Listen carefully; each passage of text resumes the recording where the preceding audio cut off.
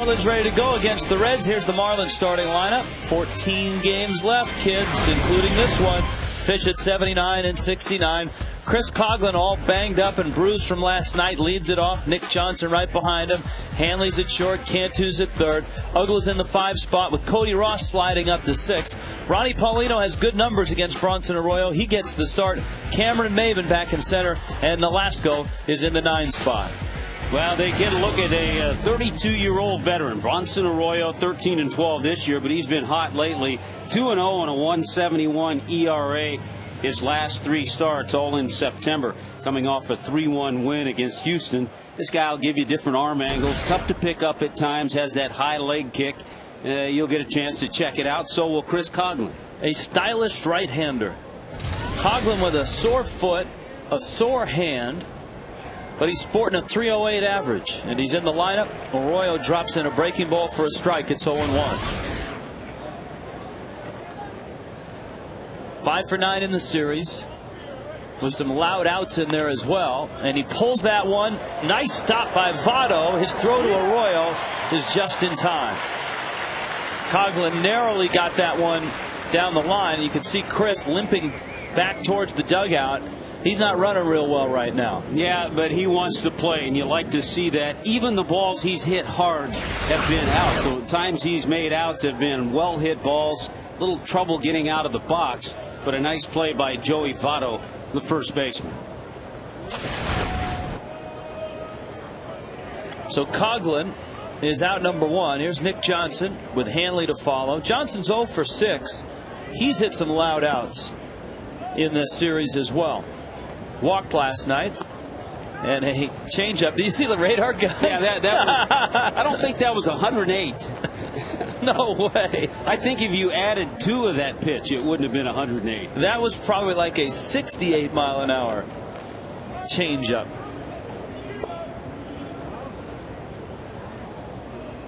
And it's 1-1. Arroyo, born in Key West, raised in Brooksville, Florida, about an hour north of Tampa. Hernando High School. Brooksville also the birthplace of Mike Hampton. And another line shot that finds a Cincinnati Red outfielder. Nick Johnson's been spraying him around this ballpark. Yeah, Lance Nix pulling that one down. A couple of well-hit balls. The other thing about Bronson Arroyo, he can give up the long ball. He's allowed 28 home runs. So here is Hanley. Hanley 2 for 8 in this series. He checks in at .355, leading the National League in hitting. And now with his 100 RBIs, he drove in RBI number 100 in the first game of this series. And Hanley pops it down the right field line. Bruce is over, and he makes the catch. A very brief inning for Bronson Arroyo. He throws 6 pitches. We are scoreless.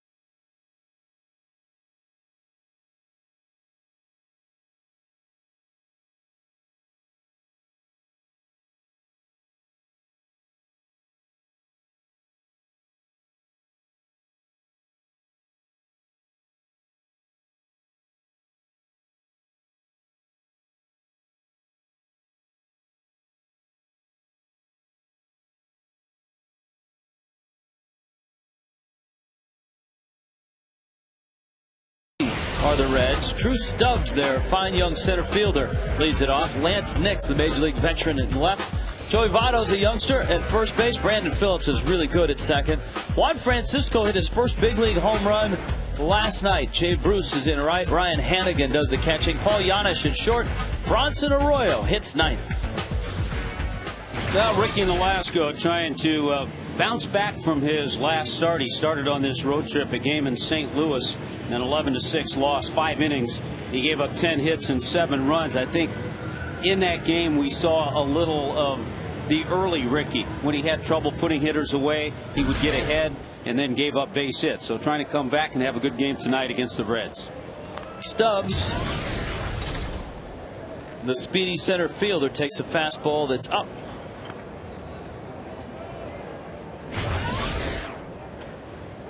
You see his numbers pretty good in just 30 games. In fact, the 7 home runs I think have surprised a lot of people in the Reds organization. And he drills one to right center field. That's deep, and that's gone.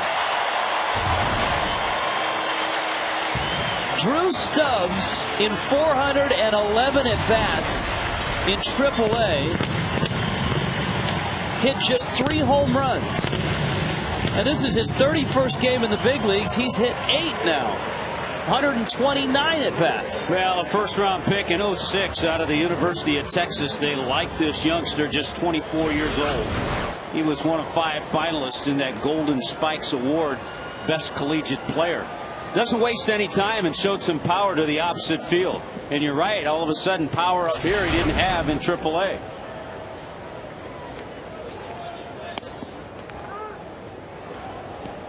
A strike to Lance Nix, with Joey Votto to follow. Nix getting the start, 13 home runs. And he yanks it foul down first base side. Billy Hatcher, who was a great Red in his day, almost got it. And it's 0-2. So the Reds get a home run from a rookie, something they got their last turn at the plate last night.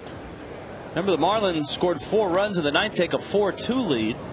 Then Juan Francisco, the first guy that Leo Nunez faced, hit a 1-0 pitch way up into the seats in right field to make it 4-3. 13th home run of the year allowed by Leo Nunez. And Nolasco strikes out Lance Nix. I think early on it's good to see Ricky establish that changeup. That's the pitch he just struck Nix out on. He's allowed 21 home runs now with that home run hit by Stubbs. Joey Votto. There aren't a lot of Reds in this lineup that have had much experience against Ricky at all. Votto is 1 for 5. That one is a home run. Reds have been playing very well. Marlins found that out in game 1. Ricky throws a strike. The Reds had won 17 of 25 going into last night, so they still have won 17 of their last 26, and 4 series sweeps in that span of games. You have to think, though, that Nick Massett and Cordero will not be available tonight. Yeah, last night Dusty Baker trotted out that tandem for the 5th consecutive game, with Massett pitching the 8th and Cordero attempting to close. It worked in game 1, not so good last night. Massett was okay, but not Cordero. And the word from the Reds clubhouse was both are off limits tonight. Baker's 2nd year here in Cincinnati. There's the changeup, and it's hit hard and into the corner. Ross plays it out of the corner. And the Reds have hit a couple balls real hard. The Stubbs homer, the Votto double. The changeup is a good weapon until you get it in this area, up middle of the plate. Ricky likes to keep that changeup to lefties down, away, maybe out of the strike zone, but a very hittable pitch for Votto. Now Brandon Phillips, Red second baseman. Scott Rowland getting the night off, with Francisco getting the start at third base. So no Rowland to deal with, at least initially for the Fish. No Johnny Gomes in there tonight.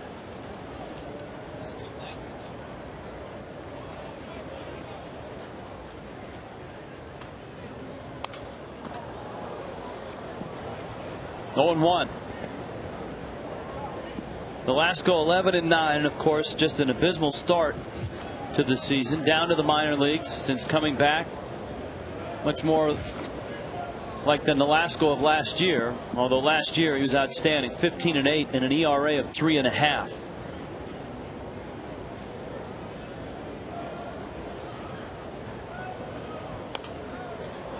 You know, the one thing Ricky is going to do, Rich, this is his 29th start, so he'll get another start or two, so he'll go over, even with his demotion, he'll go over 30 starts. He had 32 starts last year.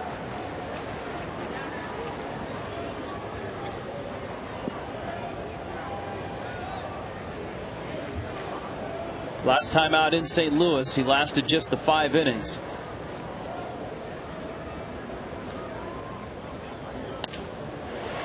Liner to shallow center. Maben shuffles his feet and gets there to make the catch. Marlins defense had him played perfectly, shaded a little bit to right center, and that's exactly where Phillips hit the ball. Here is Francisco, who put up big numbers in Double-A. Defensively, the Fish. There it is. Coghlan, Maben, Ross in that outfield. Cantu and Johnson at the corners. Ronnie Paulino, with his good numbers against Arroyo, is in the lineup tonight.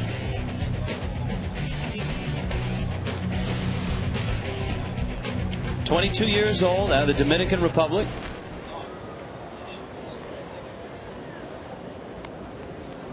And Francisco was sitting on a fastball. Nunez started him out with a changeup and fell behind 1-0, and then Francisco just blasted one. I think the disturbing trend is, of the 13 homers that Nunez has given up, 7 have come against the first guys that he's faced. Not necessarily a great trait when you're a closer and you're coming in and trying to shut down a game. And not necessarily, no. And this youngster is certainly establishing himself as a power hitter. Juan Francisco, just 22, hit 27 home runs between Double-A and Triple-A, and a no-doubter last night.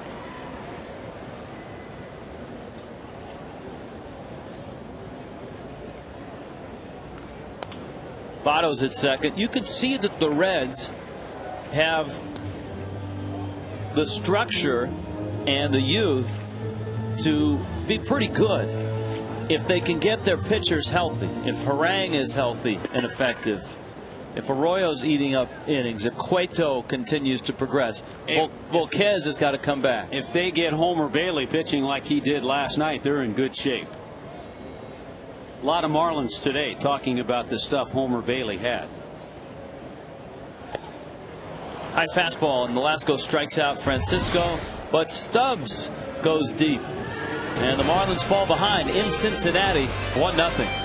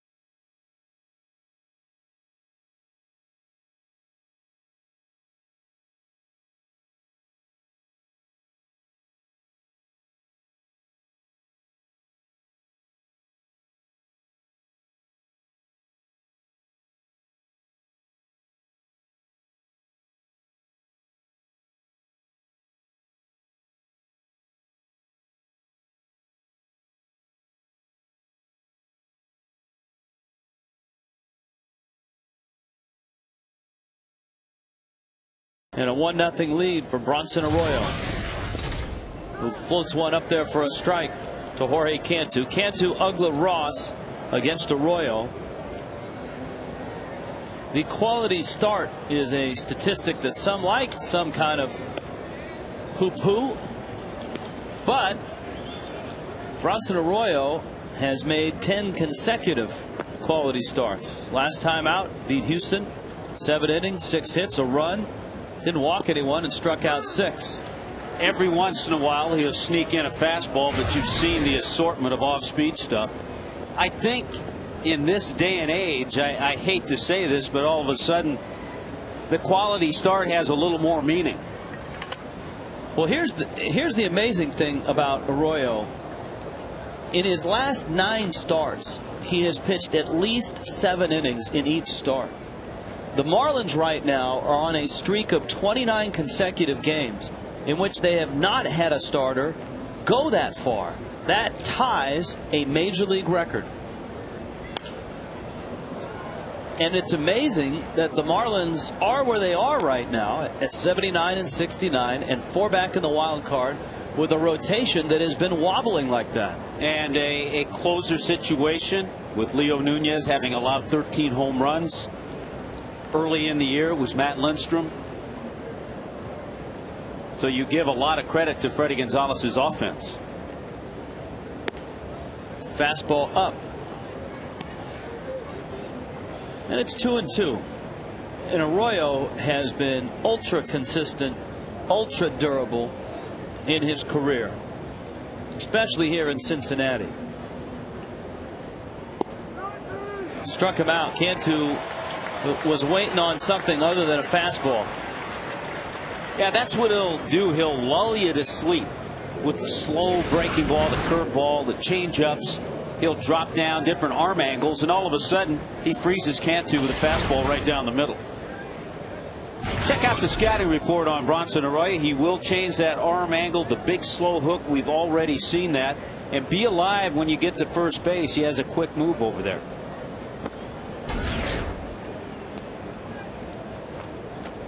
Here's Dan Ugla. Now Ugla personally has good numbers against Arroyo. 5 for 8 with a home run. Ronnie Paulino also in the lineup. He's got good numbers as well. 76 miles an hour on that last pitch to Ugla.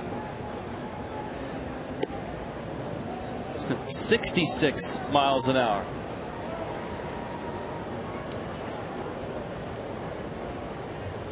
So if he holds form, this is going to be 56. It's that slow hook. He couldn't resist. No, Dan had a nice swing. He waited for it, just fouled it back. And once Arroyo pitches his 3rd inning, it'll be another season of 200 innings. It'll be his 5th straight year of 200 innings or more.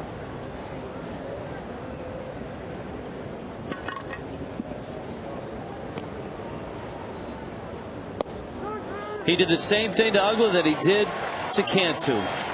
Dazzled him with the off speed, and then when it got to 2 strikes, froze him with a fastball. So far he's outthought the last 2 hitters.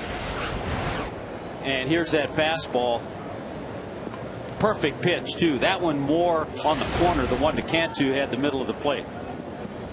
Here's Cody Ross, who has had a miserable series here in Cincinnati until his last at bat last night against his old friend Francisco Cordero. Ross singled the left, but that is only hit of the series. He's 1 for 8 with 5 punch-outs. Rich, we talked about it last night. It kind of went unnoticed was the base hit of Brett Carroll, the double that drove in the Marlins' 4th run, which turned out to be the difference in the ball game after the Francisco home run.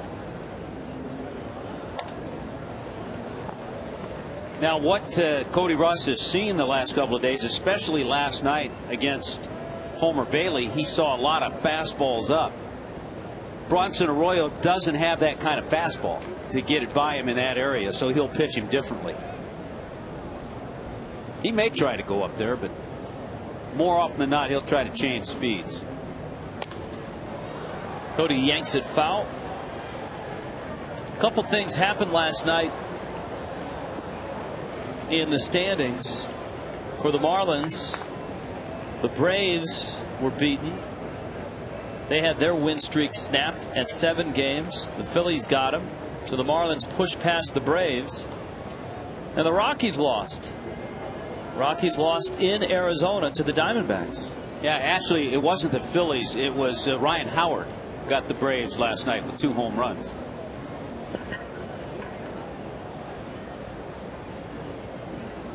Four back in the wild card. And all those teams are back together tonight. Colorado's at Arizona. Philadelphia is at Atlanta. And the Giants and the Dodgers are playing, although the Dodgers, last we saw. Yeah, that's over. Dodgers 12-1. Blew away the Giants 12-1 and put a hurting on Brad Penny. Ronnie Belliard, a grand slam off Penny. So you saw the Giants have lost a half game there in the wild card standings. They're now 3 back in the wild card. So an opportunity for the Fish tonight to at least pick up another half game on San Francisco. Everything else out of their hands, and that's kind of what Freddie and his staff have preached over the last 3 weeks. Don't worry about the scoreboard, just try to win games. We got the answer to our question last night to the rookie left-hander Jay Happ. They took him out of the game. He'd been hurt a little bit with an oblique strain, and the Phillies after 3 innings took him out for precautionary reasons, but that just tells me that oblique is still bothering him.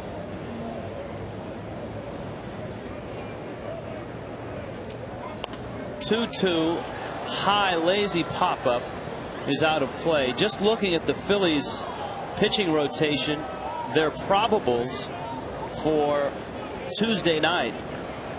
Cole Hamels will start game 1 against Josh Johnson. Jamie Moyer will start game 2 for the Phillies, and the Marlins have not announced their starter in that ball game. Anibal Sanchez is the likely guy. You knew we would see Moyer. It's in his contract. The 2-2. Ross breaks his bat and sends it out to left. Nix will squeeze it. And Arroyo so far has baffled the Fish.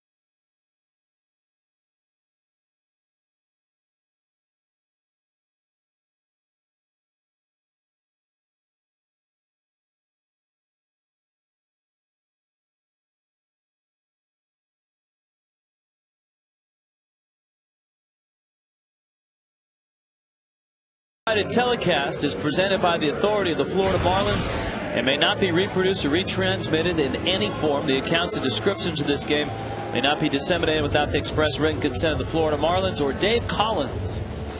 The speedster. If the crowd looks subdued, that's because most of them have been up the hill at Oktoberfest. They're over by our hotel.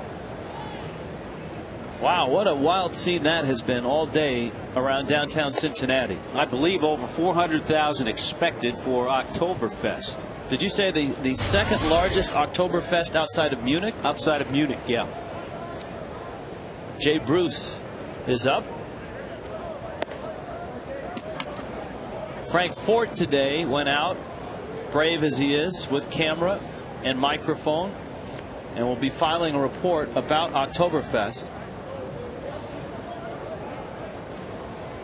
Frank was knee deep in Lederhosen. If you can be in Lederhosen. Lederhosen and strudel.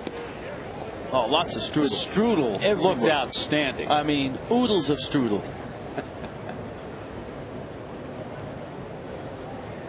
And beer, too, as you would expect.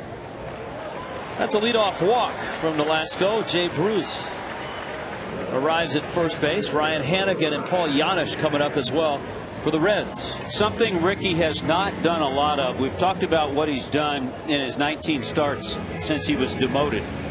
In those 19 starts, 120 innings. That's just his 28th walk to go along with the 127 strikeouts. So more than a strikeout an inning, and only 28 walks during that period of time. Here's Hannigan now.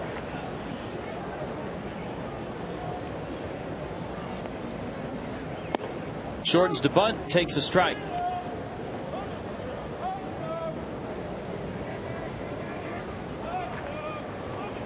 Hannigan getting the start tonight behind the plate. Corky Miller was the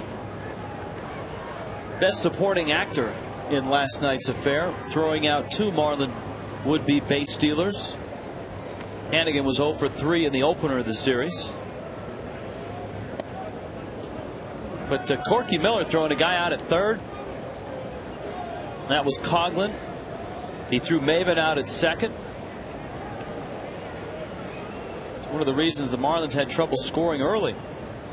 Well, the veteran catcher, of course, everybody's been hurt on this Reds team. Ramon Hernandez was who they thought would do most of their catching.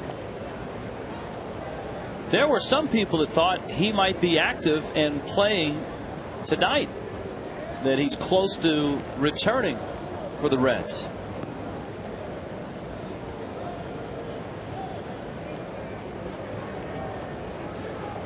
As we heard from Chris Welsh last night, just a litany of injuries for the Reds throughout the season.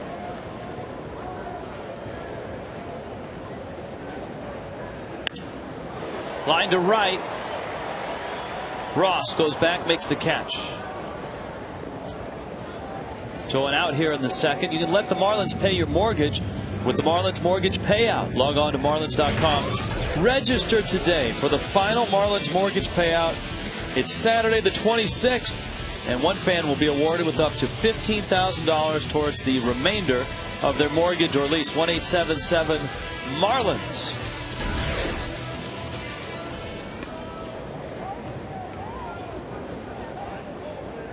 That's a Saturday against the Mets. Janisch takes a strike.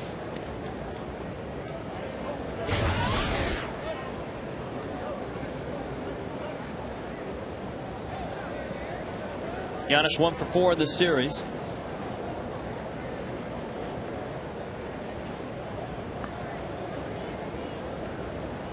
Janisch, a guy who made his Major League debut against the Marlins, had a walk-off hit in his Major League debut. Yeah, an exciting moment for him. I remember we had him on the postgame, and his mother had made it here in time to watch him play. In fact, didn't he get hurt in the postgame celebration? I think he either sprained his neck. Someone popped him pretty good in the pileup. Yeah. That's why the pies are more safe. Safer and saner. Yeah, Ricky has settled down. You know where he got in trouble in that start in St. Louis, giving up 10 hits and 7 runs. 4 of those runs came in the first inning. The Cardinals jumped all over him. Cardinals have done that, though, to a few people. They won last night. A walk-off 9th inning Matt Holliday home run against Aaron Heilman and the Cubs. Heilman disappointed that he's not here for Oktoberfest. Nolasco misses outside.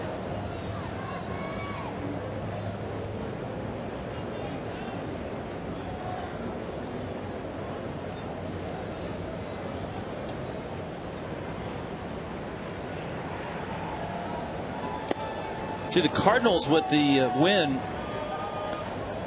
St. Louis entered play with a 10-game lead over the Cubs. They beat the Cubs today. It's a final 2-1. I believe the magic number is 4 now for St. Louis to clinch the division. Does your iPhone have an app for that to figure magic numbers? It probably does, but I haven't found it yet.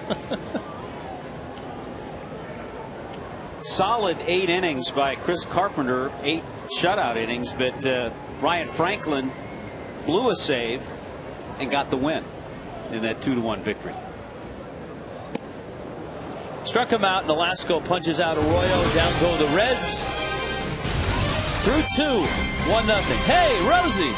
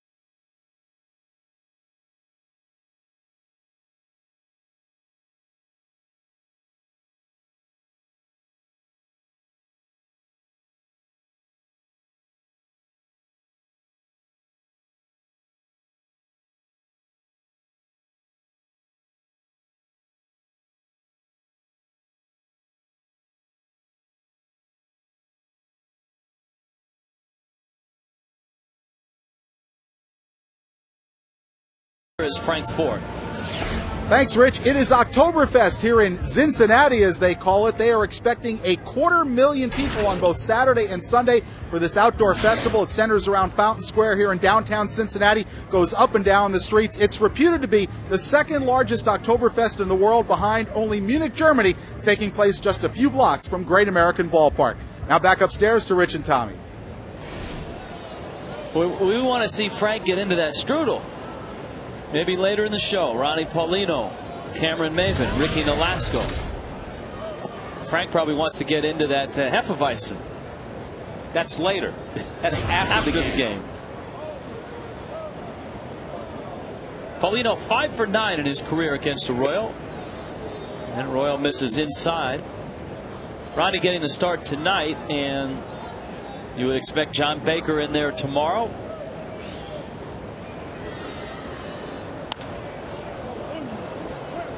High fly ball to right center.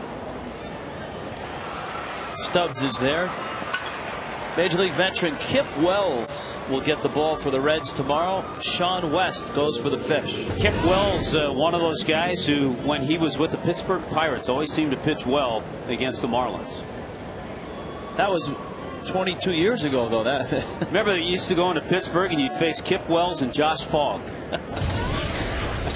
Now, Wells has been, since Pittsburgh, 1, 2, 3, 4. This is his 5th team since then. And it's not that long ago, but he's changed uniforms a lot over the last 5, 6 years. Started the year with Washington.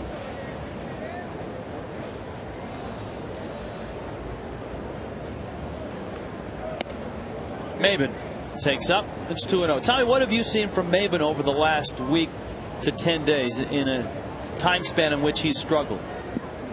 Well, when he was sent down, if you remember, he was hitting .202. Maben cracks one into left center field. Nix there makes the catch. He went down, and we've talked about the things that he worked on. He's shortened his swing a little bit, I think, which in turn has taken away some of his power. But he's made a little more contact, and since his return in his 12 starts, he's hitting .273 as a triple, a home run, 3 doubles. But he hasn't really gotten on fire yet. Nolasco. Now this is a guy that Nolasco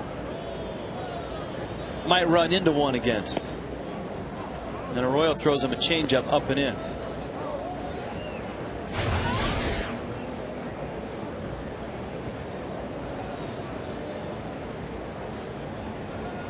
Ricky has 1 career home run, and that came in his rookie season in 2006.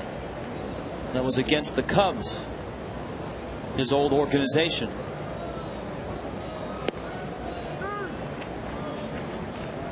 Ricky drafted 4th round by the Cubs in 2002.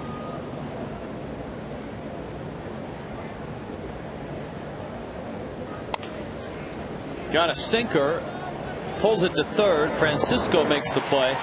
1, 2, 3 go the fish. Arroyo has been perfect through 3.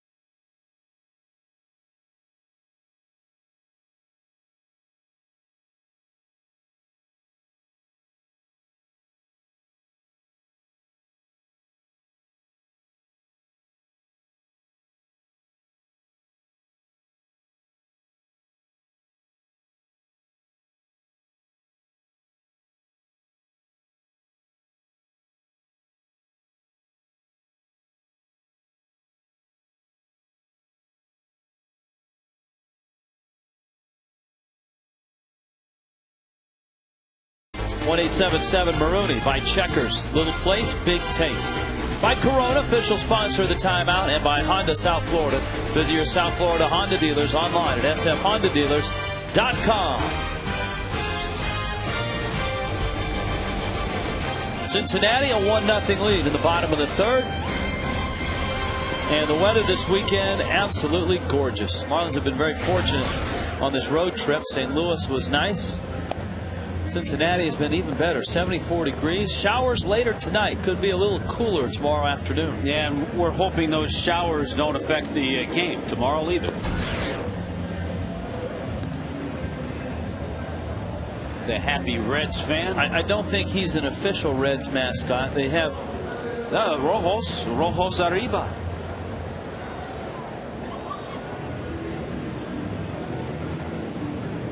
He's got the Reds boxers.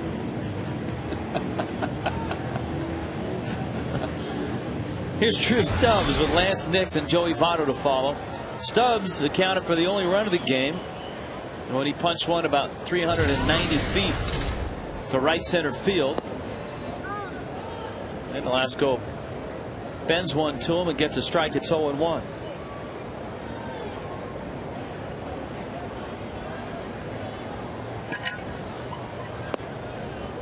Another good curveball. 0-2. Stubbs is an interesting guy because if you just look at his size, you would think power hitter. But you look at his numbers and you watch him play, and man, is he fast. Yeah, he'll steal bases. You saw where he was thinking about dropping down a bunt. He had 46 stolen bases in the minor leagues this year. Yeah, he had 33 last year. He's one of those terrific athletes. He was a top quarterback at Atlanta High School in Texas. Reds had some success with a former Texas high school quarterback, Adam Dunn, for many years. A very good Red here in Cincinnati. This guy's a little faster than Dunn, though. A little different body style. Yeah, I think this guy could run the option a little better. He would run the spread, whereas I think Dunn was strictly a pocket passer. Line drive, base hit, right center. Now the Marlins have to be aware of Stubbs stealing second base. Well, a good swing. He fought off a pitch that was in. See the target right there. And he shortens it up. The hands come in. Got jammed a little bit, but got it over the head of Dan Uggla.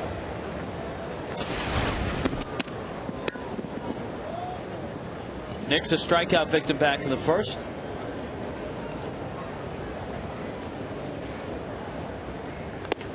Ricky is a little quicker to the plate than most of the Marlins starters. Stubbs is 7 of 11 in stolen bases this year at the big league level. We told you they had a bunch down in the minor leagues. So yeah, 33 down there last year, 46 this year. So over 50 stolen bases between the minor leagues and here. Paulino in the last go.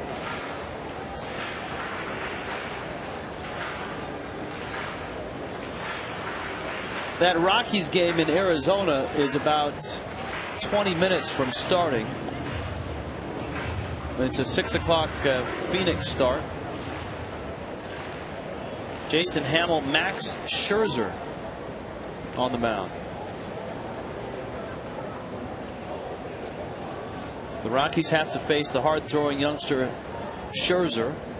Rockies have Hamill out there. Yeah, last night the Diamondbacks took care of Jason Marquis. Marquis got a no decision, but gave up 6 hits and 4 runs.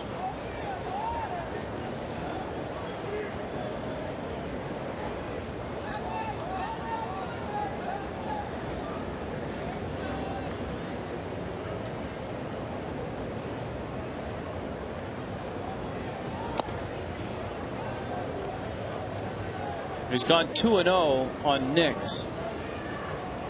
And Stubbs' presence certainly can have an effect on a starter. Yeah, and you have to be careful. Lance Nick's a very good fastball hitter.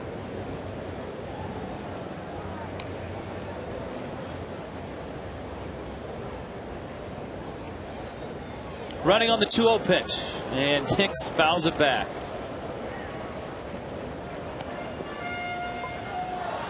So there are a lot of hitters.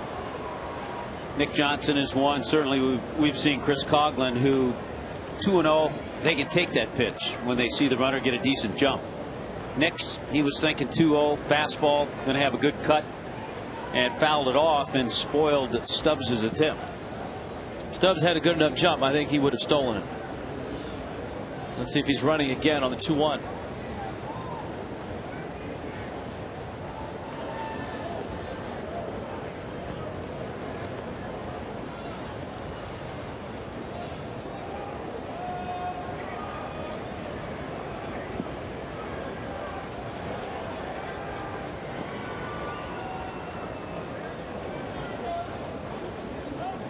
He is running, got a great jump, and Nix fouls it back again. And Stubbs is thinking, come on. No problem there. I mean, when it's 2-1, you have to go ahead and swing. You got a fastball up and out over the plate. But you can see the quickness of Drew Stubbs. Yes. So it's 2-2.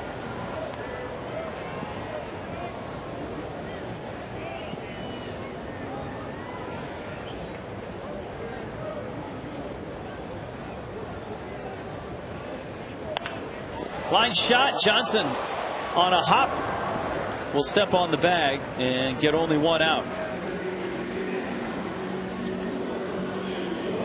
It's a good read by Stubbs with the ball at his feet. He may have just said, what the heck, yeah. I'm on the move, I'm going. I'm not so sure it was a good read or he just went as soon as this ball was stung, and it was a short hop.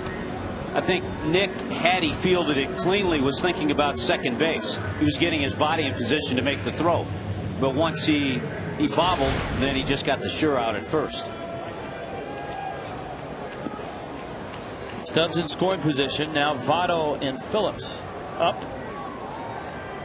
The Cincinnati Reds are one of those teams where if you just look at the standings and the Reds' record before this series, some might say, well, this is good for the Marlins. They're playing a team that's under 500. They should beat these guys. There's another team like them in the National League right now, and that's the San Diego Padres. You take these two teams, the Reds and the Padres, over the last month and a half, and both have winning records. Both have played well. We told you about the Reds and their surge.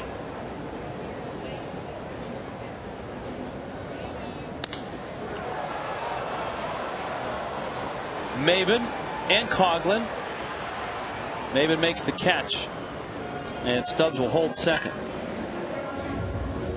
Yeah, San Diego's holding up their end of the deal in playing some of the teams that the Marlins are focused on. Padres won today. And San Diego now 67 wins. They're a game and a half in front of Arizona out of the basement of the National League West. They occupied that basement for a while. Arizona, until their win last night, has not been one of those teams. No, they have not played well.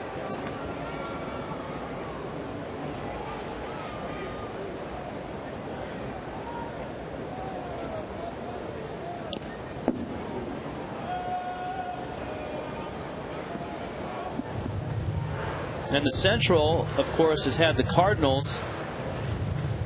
To many people, I think, a surprise because the Cubs were such a easy choice as the team to win the division, having been to the postseason the last 2 years. And Rich, there were some who actually felt Cincinnati might be there. You know, you look at their club before all the injuries. You look at their starting pitchers. Yes. At Cordero at the end of a game. Good bullpen.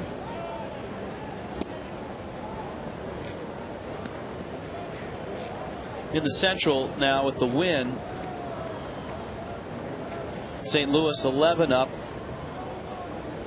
Milwaukee 14 back, Houston. I don't think there's any real surprise that the Brewers are where they are or that Houston is 7 under.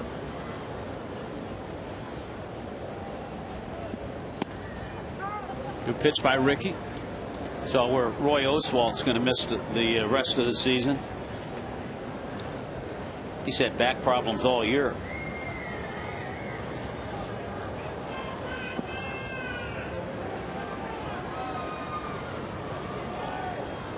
Velasco 1 and 2, trying to get Brandon Phillips.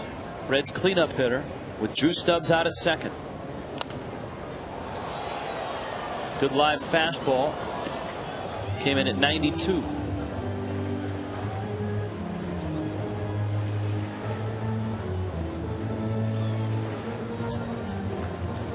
Atlanta has scored first in their game against Philadelphia. 1-0 Atlanta in the third.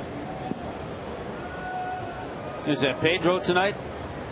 Good matchup. Pedro and Javier Vazquez.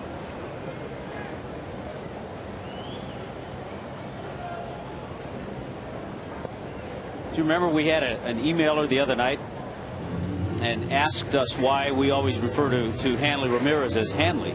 Well, you always say Pedro too. Right, because if you said Martinez is throwing tonight, it wouldn't sound the same. No. Hanley has simply become Hanley. It's like Prince and Madonna. Well, I don't know if I want to go there.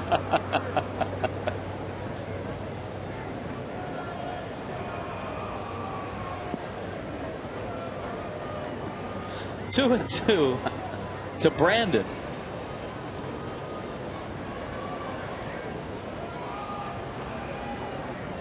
It doesn't work with him. He's Brandon Phillips.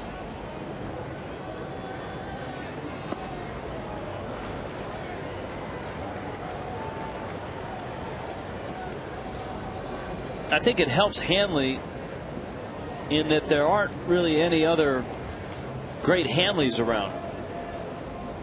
Are there? Am I missing a Hanley? No, he'll be the first in the Hall of Fame. There was Hensley Mullins. Hensley Bam Bam. Hensley Bam Bam Mullins. He was out of Curacao. Yes, he was. Good breaking ball. Nolasco finishes off. Brandon Phillips. Stubbs is left out at second base. 1-0. Cincinnati.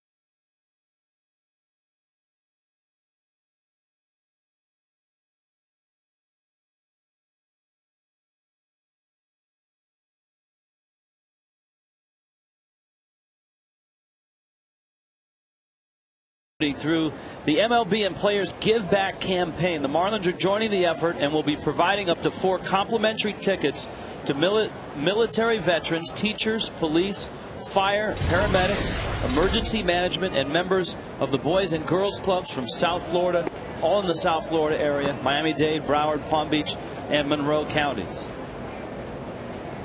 For more on that, log on to marlins.com. There's a liner by Coghlan into left field, a base hit. The line drives, the hard hit balls just keep on coming off the bat of Chris Coghlan. Yeah, the second time around now, too, for the Marlins.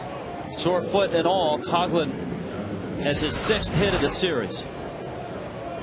89th base hit since the All-Star game, and that is more than any major league player.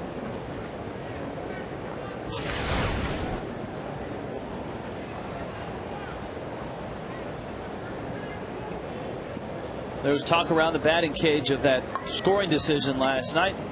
No one seemed too upset because everyone said, Cogs will just get a couple more tonight. And that's kind of the thought process he has, too. He was surprised. He actually, I saw him today in the hotel, and he didn't really know. He didn't realize until today. And then he said, well, but I saw Dusty Baker said it was a hit. Yeah. And that's the postscript to that, is that Dusty Baker in the newspaper said he thought it was a hit. The official scorer actually went down and talked to Vladimir Valentin and asked him, and what is Valentin going to say? He's going to say, I should have had it, right? And that's what he said. And so the official scorer said, well, Valentin said he should have had it, so it's got to be an error. Well, and then the 4 runs off Cordero are all unearned, so his ERA not affected. I mean, Valentin's not going to say, no way, that was a hit. Give Cordero the 4 runs. There goes Coghlan, and Johnson shoots it foul. Unbelievable jump. If there was not a strike on Nick Johnson, count was 1-1, he would have taken that pitch. Is that a case where if Johnson's a right-handed hitter, he's got a better look at it?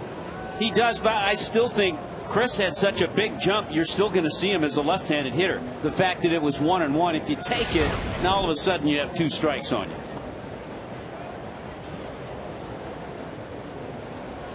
7 bags this year. Feeling frisky with that sore foot. Yeah. Arroyo a little quicker to the plate, and he misses. The count's 2-2.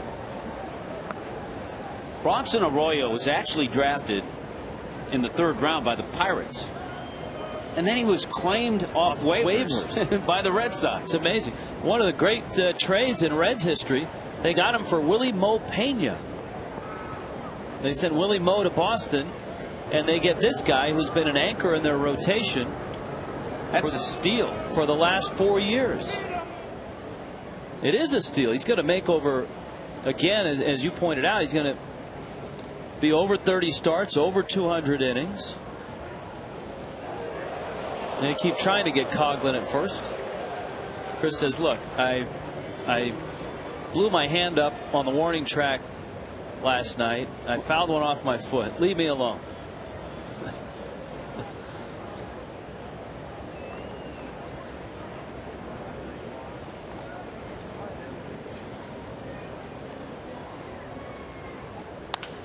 Johnson back to Arroyo. Fires the second. Got it out there. Got it out there. When a pitcher can field his position and do it well, he can really help himself. Well, you're thinking along my lines, Rich. Bronson Arroyo fielded this ball like an infielder. Watch what he does. Gets his feet set. Just a perfect throw to his shortstop, Giannis, and he completes the double play. But it all started with a nice play by Arroyo.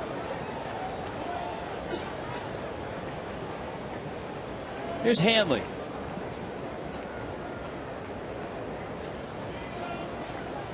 Hanley popped to right his first time up. You start talking about guys who over the last 5 years have had 200 innings or more. There aren't that many. Dan Herron, Javier Vasquez, Mark Burley are all going to get to that point this year.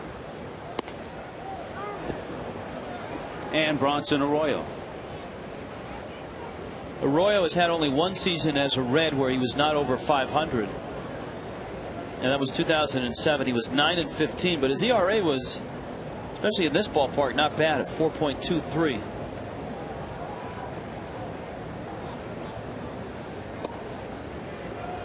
You can see every once in a while that 2-seamer he ran inside on Hanley, 91 miles an hour.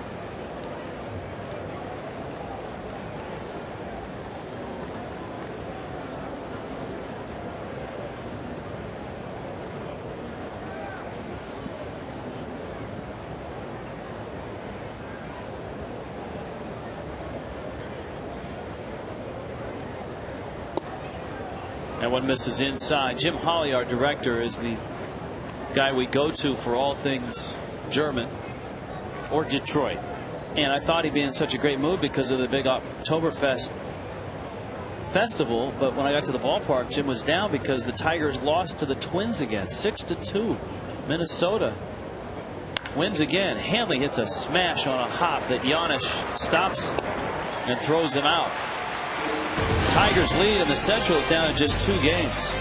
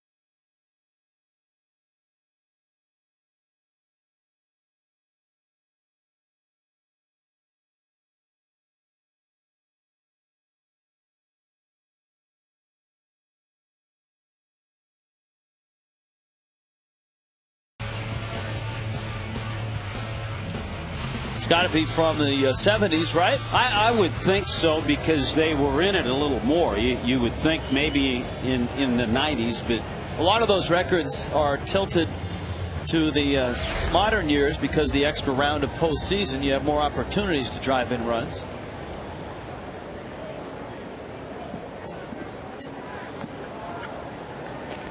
I would guess on that big red machine, a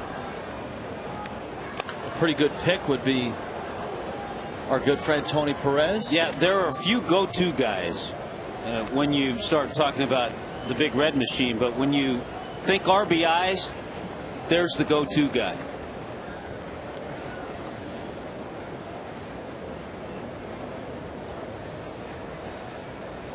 Juan Francisco struck out back in the first. Velasco's at 51 pitches here in the bottom of the fourth. 1-0, Reds on top. The Marlins have been unable to solve Bronson Arroyo. Of course, another just fantastic player with that Lou Piniella club was Eric Davis. What a talent.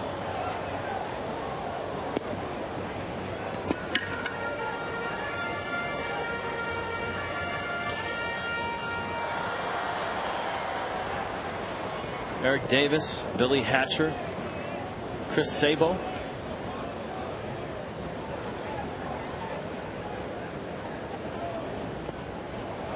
Velasco, the breaking ball has kind of slipped into gear after giving up the home run to Drew Stubbs. The first man that he faced, and Velasco has been tough. Well, he has 5 strikeouts. He's made good pitches. And you can see just early on, watching Juan Francisco, the young hitter, if you get ahead, you can expand the strike zone.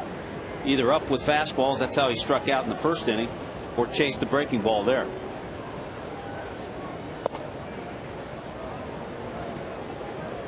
Jay Bruce, the Reds haven't had a healthy Bruce all year. Just back off the disabled list. And a strike. Darryl Cousins is our home plate umpire. Tomorrow we get the full-throated Jim Joyce. He's down at first. Bill Miller's at second. Adrian Johnson's at third. Jim Joyce will be gargling salt water, hot lemon water tonight to prepare for tomorrow's day game.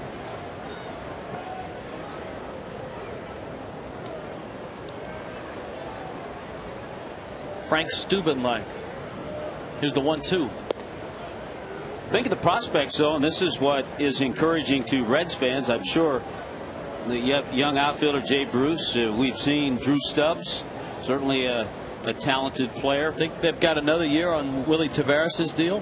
I think they do. Juan Francisco. There's a good breaking ball, good slider. So 3 consecutive strikeouts for Velasco. All right, let's. I'm sticking with my go-to guy. I'm with you on that as well. All right. Postseason record for career RBIs.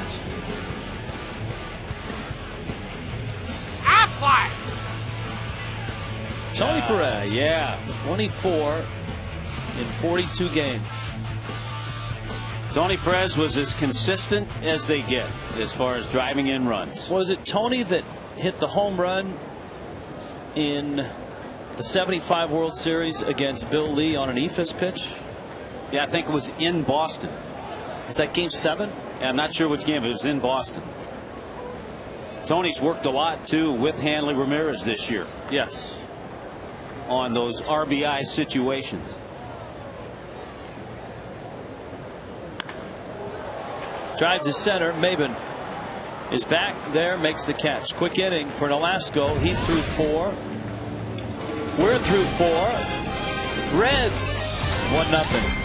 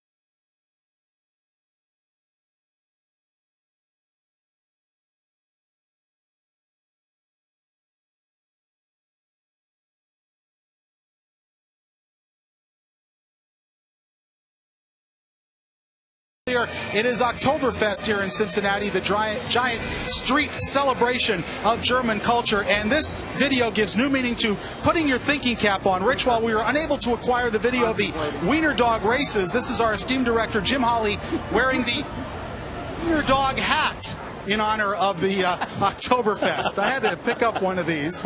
This is actually Jim's. It's quite nice. My dog Axel will be jealous, but of course the Dachshunds, the German breed, and they have the hats for Oktoberfest. And you know, when in Oktoberfest, you got to do. There you go. Look at that. You know, Frank, it kind of looks like the customized Scully that Manny Ramirez wears. Yeah, wouldn't it be great if he could wear one of these?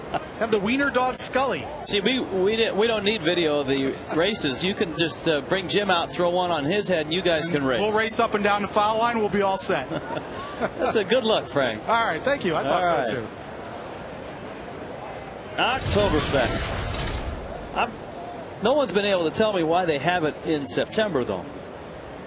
Cantu, Ugla, Ross. Maybe it's too cold in October. I think that was the answer we were given. we had to accept it.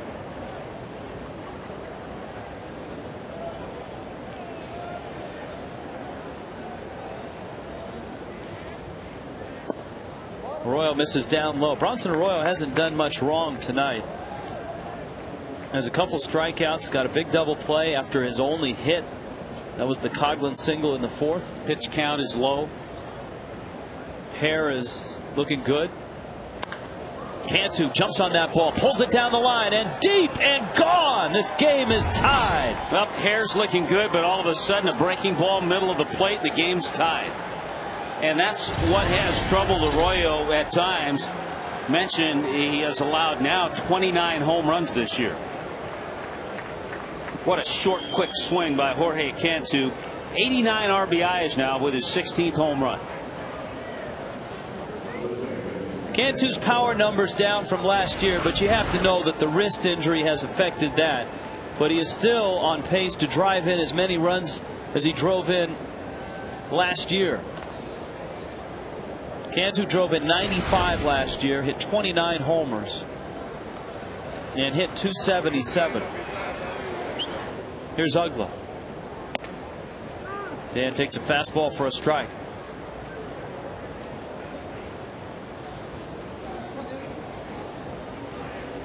So 1-1, just like that.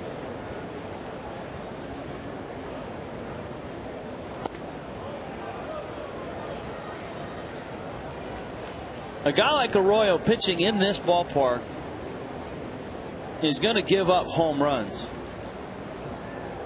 And now he's been touched for 29 long balls. I think for a guy like him, the key is just to try to keep base runners off, keep the walks down, and if you give him up their solo shots, and he's right there on the list, right below Braden Looper, who leads. Chris Volstad on that list. Volstad today threw a simulated game. That one is fouled back. The Marlins have a couple of guys in Volstad and Andrew Miller who are accustomed to being starting pitchers. So to just keep them sitting around waiting for a chance to throw out of the bullpen doesn't do them much good. Well, you look back last night, a terrific 6 innings by Rick Vandenhert. Gave up just 4 hits and 1 run. Ugla chops it to third. Francisco across the diamond for an out.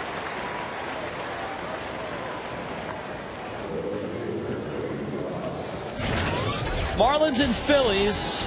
Here's the deal. Doubleheader on Tuesday. That's the 22nd. And a night game on Wednesday the 23rd. Look in Miami's 2 for Tuesday coupon in the Miami Herald. It's the doubleheader at 4:10 and the Wednesday game at 7:10. 1-877 Marlins. Here is Cody Ross. And by all accounts, I think you'd like to get there by that 4:10 game with the pitching matchup that we're going to have. Oh, absolutely. I mean, if you're on the fence as to which one of the games, I know it's a little earlier of the doubleheader you're going to go to. I know that. You want to be at the 4:10 game. You got Cole Hamels, the MVP of the World Series and the NLCS last year, who has found his groove for the Phillies, and Josh Johnson. Ross yanks it to short. So a couple ground balls Arroyo gets after the homer by Cantu. And here comes Paulino. The Reds have been happy with the defense of Paul Janish. He's really played just about every game. He's missed a few at short since they traded Alex Gonzalez to the Red Sox.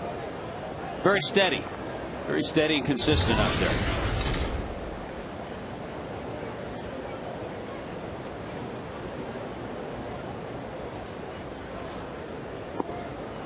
This is Arroyo's 31st start, his 17th at home. And of the 29 homers he's given up, he's actually given up more on the road. 15 on the road, 14 at home. So it's not just the ballpark.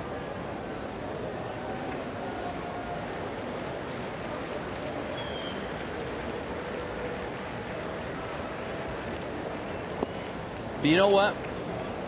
At the end of the day, when Dusty Baker comes out to get the ball from Arroyo, it's the 8th inning, and he's given his manager 7 or 8 innings. Well, it's amazing when you look at what he's done since the All-Star break.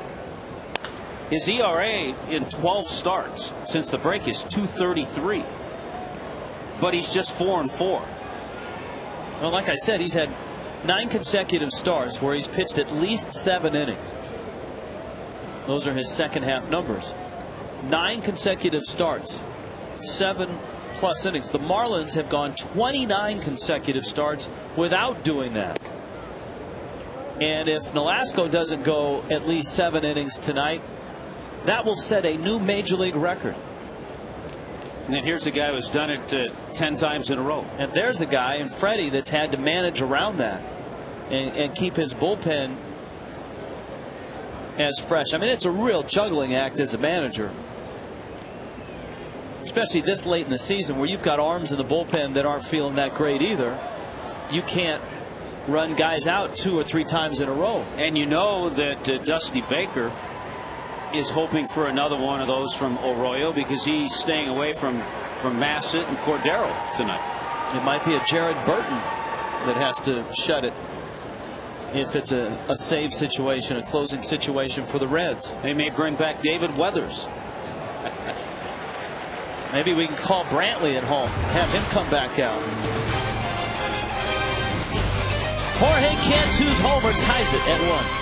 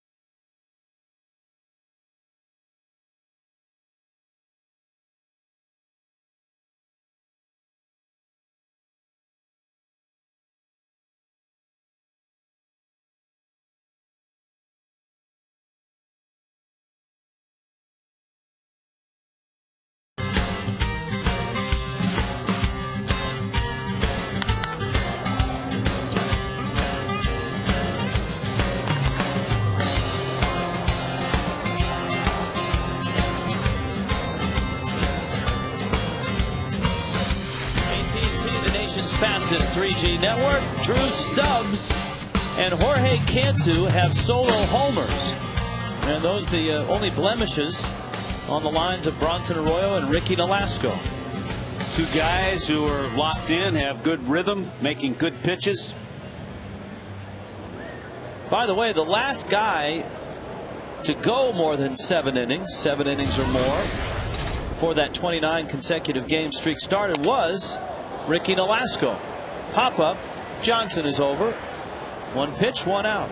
Remember that game, too, in Houston. He gave up a run in the first inning, a couple runs, and then had a stretch of 23 in a row that he retired before Michael Bourne got a base hit, an infield hit. He's retired 7 in a row since Drew Stubbs had a single in the 3rd. Stubbs has 2 of the Reds' 3 hits. Here is Arroyo. Yeah, the Astros got a couple on a Carlos Lee home run in the first inning, and then that's when Ricky settled in.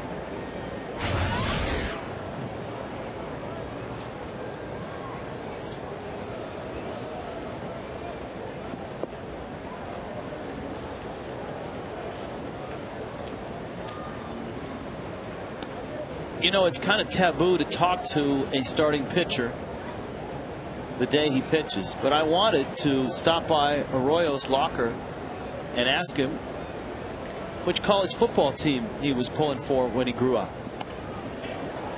I mean, he grew up north of Tampa. I would say he could be Florida State, growing up in that area. Could be Florida. He was born in Key West. Born in Key West. Could be the Canes. Yeah. But I followed announcer protocol and did not. No, but it's okay if you do that to the visiting pitcher and shake him up a little bit. Yeah. Then I get Mr. Red on my case. You don't want that. And that's evil Mr. Red, not the happy-go-lucky Mr. Red Legs. 7th strikeout for Ricky Nolasco. He didn't waste any time to dispose of Bronson Arroyo, and he does it with a nice curveball that freezes him.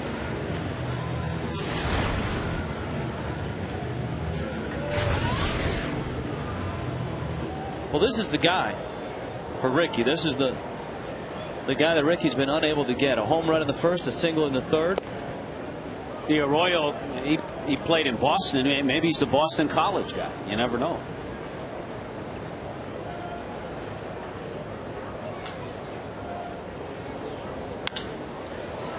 Hanley backhands, throws on the run. Gorgeous play. Beautiful. Hanley Ramirez has had a tremendous defensive year, and that's a terrific play to finish the 5th.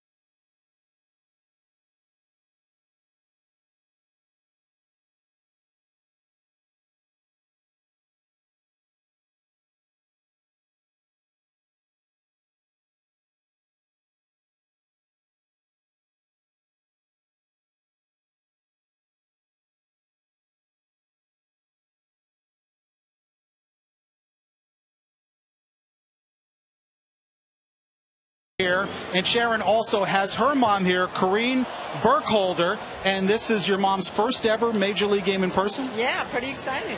How are you enjoying it, Corrine? Oh, I'm loving it. Loving it. What's the best part?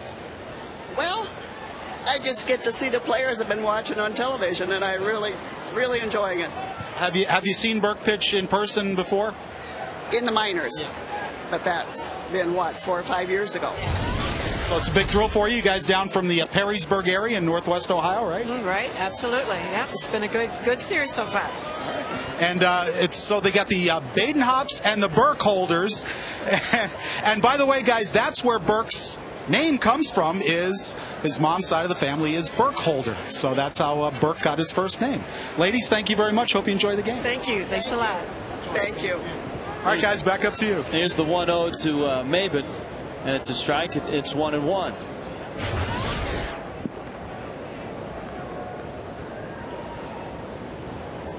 Maben rolls that one foul. Maben, Nolasco, Coughlin in the 6th. Guys, by the way, Mrs. Burkholder says she watches our telecasts all the time. You enjoy Rich and Tommy? Oh, I sure do. I sure do. All right, so you got a big fan up in Northwest Ohio, guys. Give her our hellos. All right, they say hello. Tell her we'll be looking for her email on Tuesday night. We'll be looking for your email on Tuesday night. Email Tuesdays. All right, she says we're good to go on that. Thanks, guys. Arroyo gets another comebacker and fires to first. I think there's a pretty good chance the Hopper may throw on Email Tuesday, a doubleheader against the Phillies. It'd be a busy day and night of baseball. Tomorrow this series concludes. 12:30 for Marlins Live. We're on Sun Sports tomorrow in high definition. I think the good news when you have a day off before a doubleheader, at least you know everybody's good to go in the bullpen. It's going to be an interesting 2 days because you got 3 games, obviously enormous games for the Marlins. You got a day off before and you got a day off after. So you can give everybody a day of rest going in, and if you have to double up on a reliever, you can do that because you got an extra day before the weekend series against the Mets. Yeah, you have the Thursday off, and then Friday night the Mets are in town. Last weekend at home of the season. Incredible.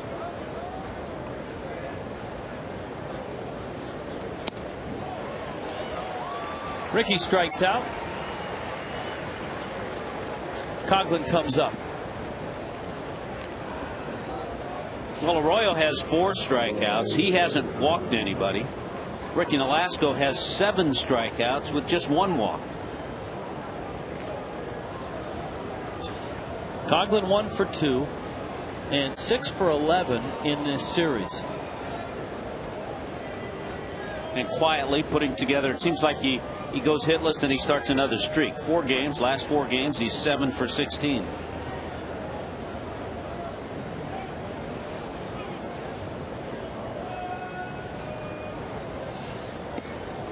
.309 for Coughlin, and that would move him up to 7th in the National League. Hanley open play with a 25-point lead over Pujols. So it's pretty much a formality that Hanley Ramirez is going to win the National League batting title.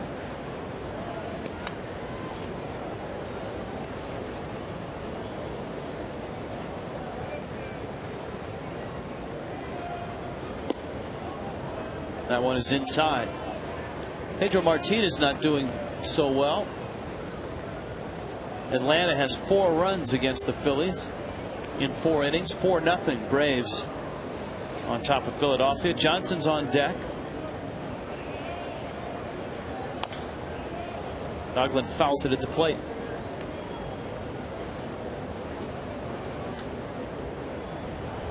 Our Land Rover extraordinary play. Chris Coughlin, well, he didn't make the play, cut his hand. He was up first the next inning, then banged one off his foot, then lined that one into the gap. It was ruled an error. But that started the Marlins and their 4-run ninth. And he's working the count against Bronson Arroyo here in the 6th inning. Full count.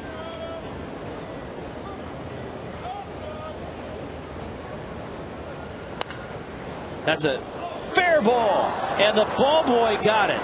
Coghlan is going to get 2. The ball boy knocked it down and handed it to somebody in the stands. Nice. Hey, he made a terrific play. I'm not sure he had anywhere to go, though, because the ball was right at him. He said, look, I know I like my job, but I like my life more. This ball is stung. They tried to come inside to Chris Coghlan this at bat, and the ball's right at him. He has nowhere to go. Can't go left, can't go right. It's our Checkers double of the game, and it belongs to Chris Coghlan. His 24th double of the year.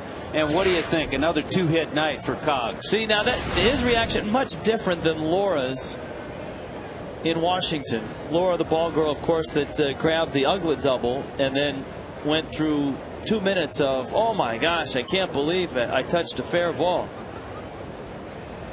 Johnson takes low and inside. This kid was like, all right, I knocked it down, made a mistake. Here, I'll give it away, souvenir.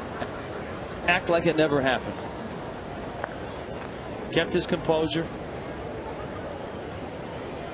Plus, he made a good play. He did.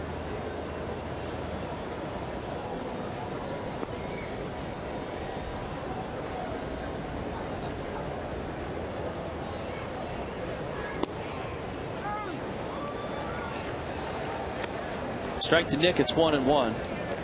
Johnson's hit the ball hard twice tonight. He's hit the ball hard in this series.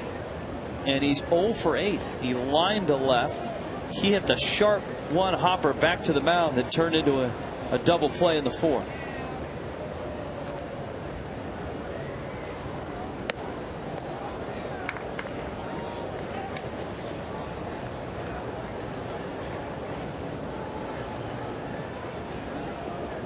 And Arroyo wants to talk with Hannigan. You can see he's being a little cautious with Nick Johnson, but that's not always a wise thing. You've got Hanley Ramirez on deck. Yeah, you have the league's leading hitter on deck and a guy who, with runners in scoring position, is hitting .378.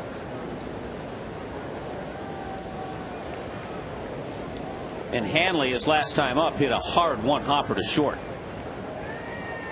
Johnson .321 with runners in scoring position. Not getting a whole lot to hit, though. Not, but at 3-1, you would expect he's going to get something to hit. This is where sometimes you might think backwards and think breaking ball. If it's a fastball, you just take it.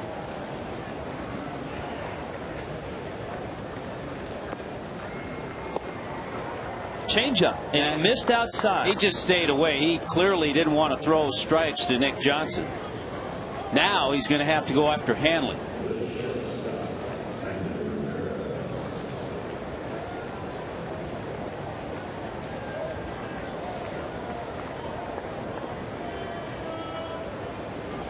Hanley will see an assortment, and that's what Bronson Arroyo has used to this point. He likes to run 2-seamers in, slow breaking ball. Popped out, bounced out.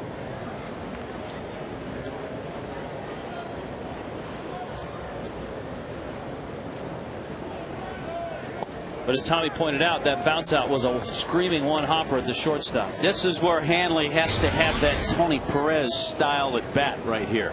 Think RBI. Think put his club up by a run. And you know what? Sometimes you think that way and you hit one out.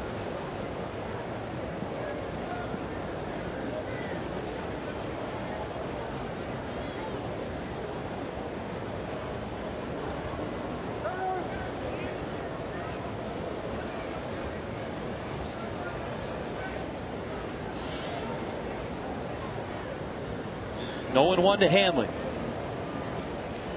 2 solo homers. The scoring in this ball game. Drew Stubbs in the 1st for the Reds. Jorge Cantu in the 5th for the Marlins.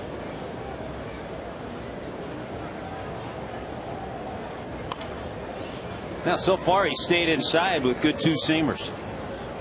Down front 0-2.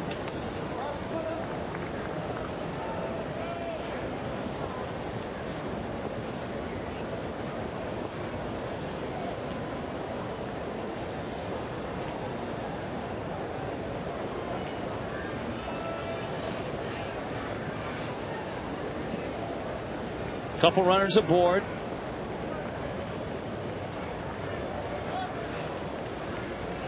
And Hanley takes up and in.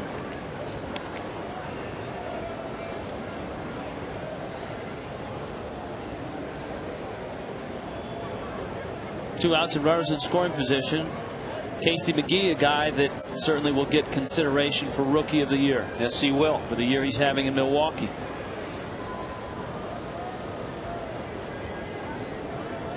Well, Arroyo really hasn't floated one up there against Hanley. Oh, that was close. Boy, it looked like Darrell Cousins almost flinched and was ready to ring Hanley up. After staying inside with two seamers, all of a sudden Arroyo, look at the target by Hannigan.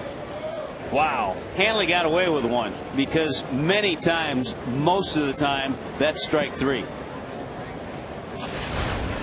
So does Arroyo go back out there? Let's watch Hannigan. Breaking ball, ground ball, 2-3. Francisco steps on the bag. Arroyo escapes trouble. Marlins lead 2. This game is still tied.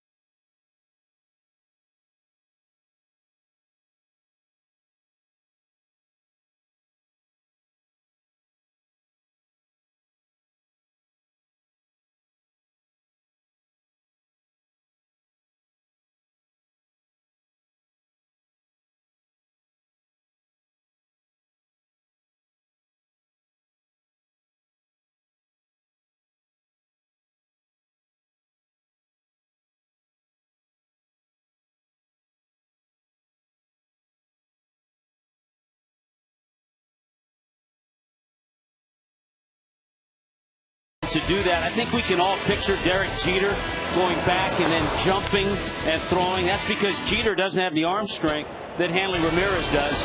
He completes it that way. Two different ways to make that play. The Frost Brewed Coors Light freeze can. Well, Bronson Arroyo apparently knew exactly what he was doing. He was cautious with Nick Johnson. He gets Hanley Ramirez. And so Ricky Nolasco is going to have to keep trading zeros here with Arroyo to keep this game tied at 1-1. Reds got their run way back in the first. It was Drew Stubbs, and he's the guy that was robbed of the hit on that freeze cam play by Hanley. So it's Nix who leads it off, and Nolasco's curveball has been terrific tonight. Yeah, it sure has.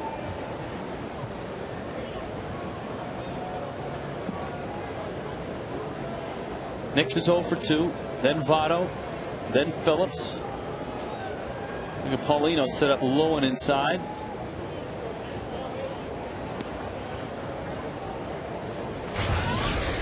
Ball and a strike. Are the Tigers going to cough it up? Never underestimate the Minnesota Twins. To center, Maben. And there's an out here in the 6th. Up comes Votto. Well, the Twins went into that weekend series against the Tigers, and everybody said, well, you know, they're going to have to sweep them. They don't really have to sweep them. I mean, if they lose tomorrow, they're still 3 back with 2 weeks to play. But they're 2/3 of the way to sweeping them. Well, he didn't get the win but he went 7 innings, gave up just 2 runs. Carl Pavano started that game for Minnesota. Justin Verlander pitched for the Tigers, and he pitched pretty well. The Tigers scoring 5 runs late, or excuse me, the Twins scoring 5 runs late.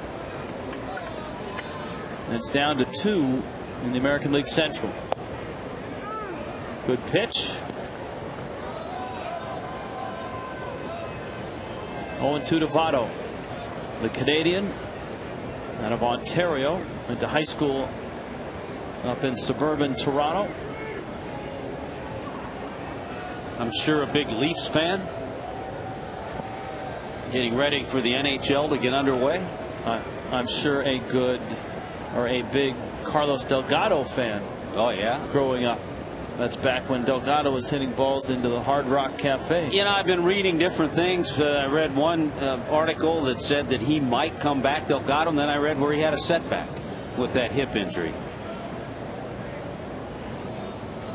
I saw the setback story this morning. There's a shot to center, and Maben is back there and makes the catch.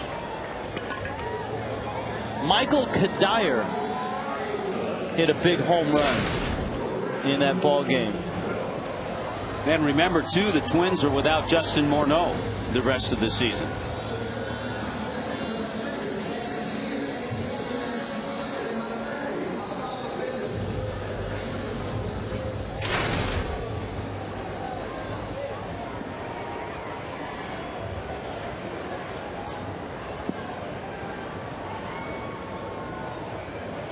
Here's Phillips now with 2 outs. He's 0 for 2. Curveball, strike. This must be a fun game for Darryl Cousins to call. Yeah, he knows both pitchers are working quickly. And they're both under control of their games, good rhythm, and they're both in the strike zone with all their pitches. It's an umpire's delight.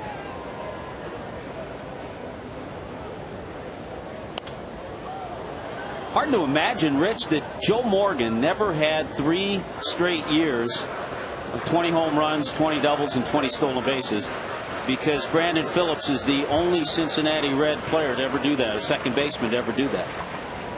And he and Hanley are the only guys right now that have done it the last 3 years. Yeah, in the major leagues.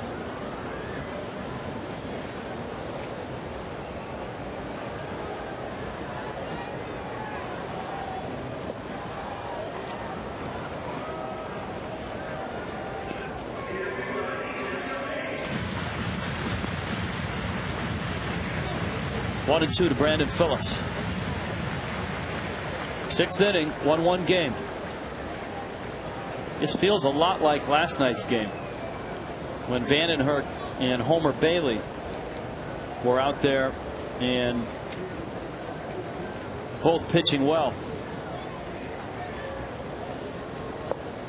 Nolasco finishes off Phillips. Ricky Nolasco has retired 11 in a row.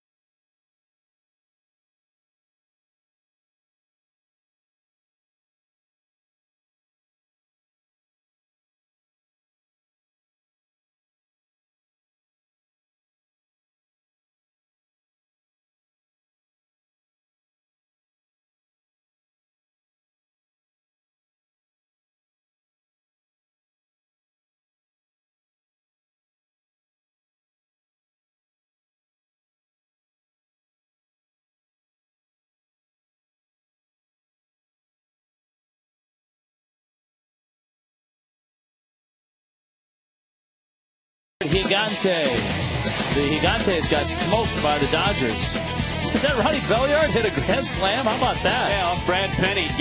Brad Penny gave up 3 home runs in that game. Ouch, and Pedro has taken it on the chin. 6-0 Atlanta on top. Colorado has scored first in Arizona. Men at work. Ricky Nolasco, Bronson Arroyo. And both have been outstanding. Arroyo flips up a curveball to Cantu, who hit one of those out in the 5th inning.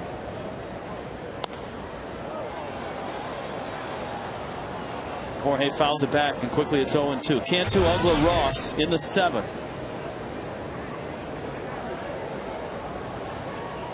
Arroyo has thrown 92 pitches.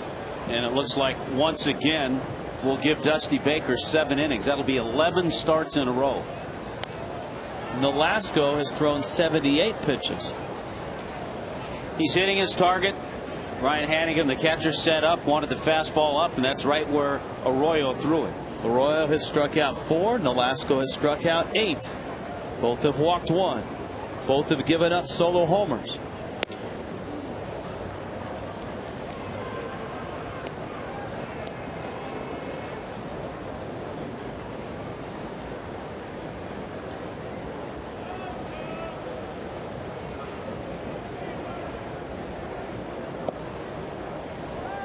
Of course, Bronson Arroyo, part of the world champion Red Sox in 04.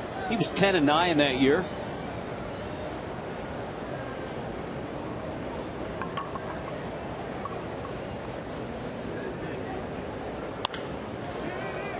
Off the end of the bat, and that flare is going to find a home in right field.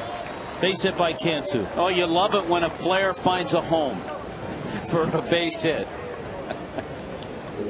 Arroyo made it his pitch. He made a good pitch with 2 strikes. Jorge Cantu protecting the plate, got that a little bit on the end of the bat, and because of that it just died out there in front of Jay Bruce.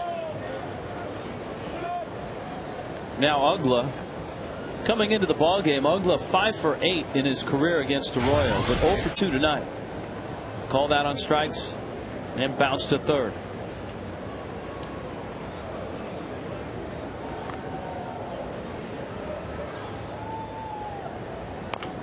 Ugla, a little tapper, and it's a foul ball.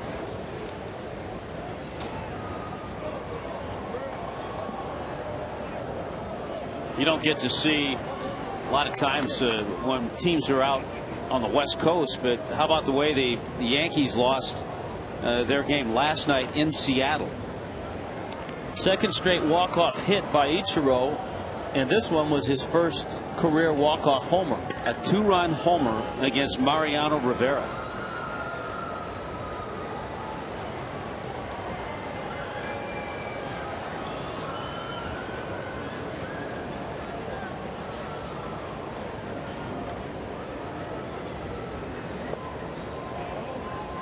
Nice pick by Hannigan.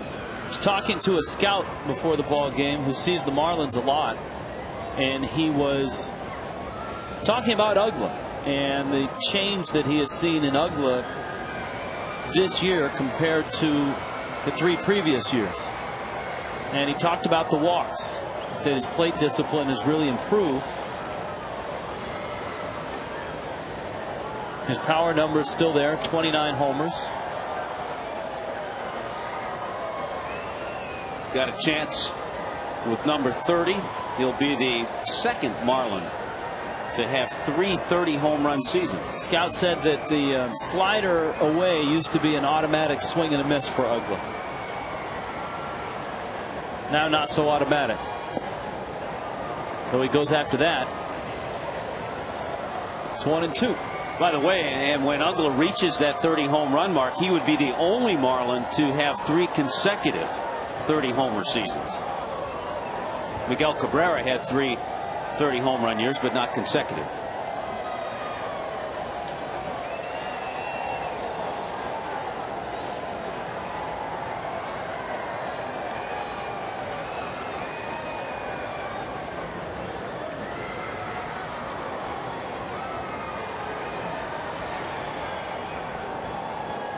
One and 2 to Ugla.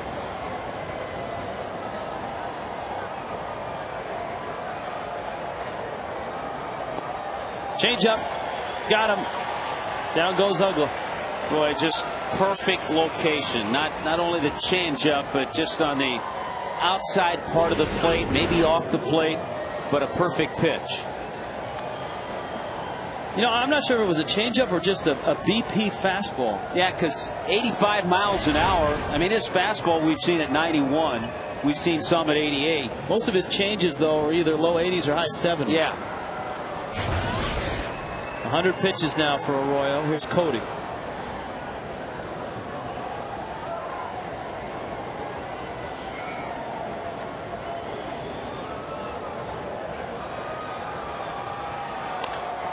Ross pulls a ground ball to third. Francisco gets it out there. Phillips' turn is in time. And Bronson Arroyo, the master that he is tonight, rolls a double play and gets through the top of the seventh.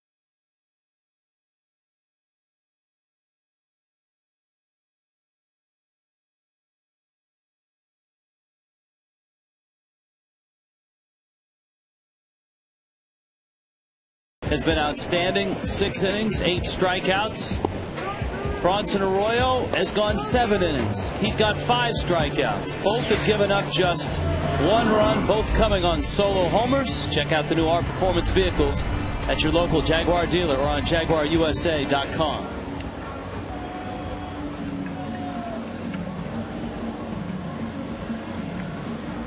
And both pitchers have used an assortment. We've seen Arroyo change speeds, the slow curveball in the 60s, and fastballs around 90. We've seen Ricky use his slider, his curveball, and the fastball, and once in a while a changeup.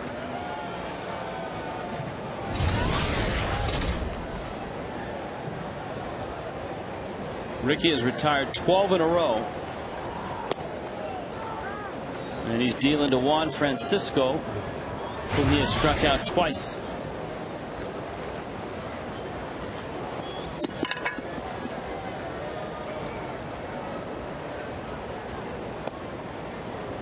Good changeup himself. Yeah.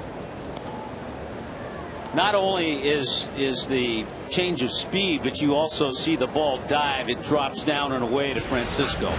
Watch this ball drop out of sight. Up high with a fastball. Here it comes. You saw Ronnie Paulino set up out there.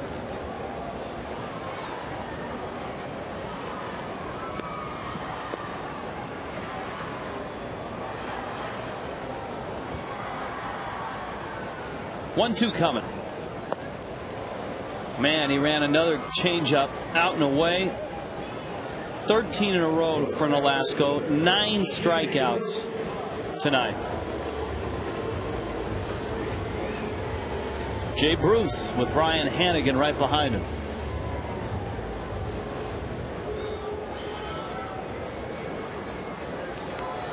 Good news coming out of Arizona. Justin Upton is homered, and Arizona has a 3-2 lead over Colorado in the 4th inning. Marlins hopeful that Max Scherzer can hold that lead for the Diamondbacks. Of course, there's the matter of this one for the Fish, a 1-1 game in the 7th. And Bruce can't hold his swing up. 1-1.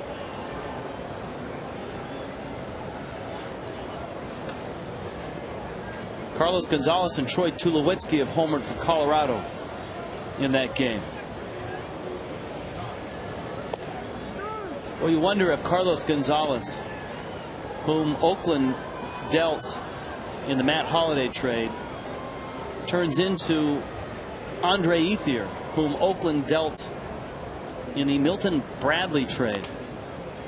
There's a roller up the line, foul, because Andre Ethier is, I mean, he might be the Dodgers MVP. How many walk-off hits does he have now? A ton. He's closing in, if not already, he's closing in on 100 RBIs. 98 RBIs right now for Ethier. May have gotten some today. We'll have to check with the Dodgers scoring 12.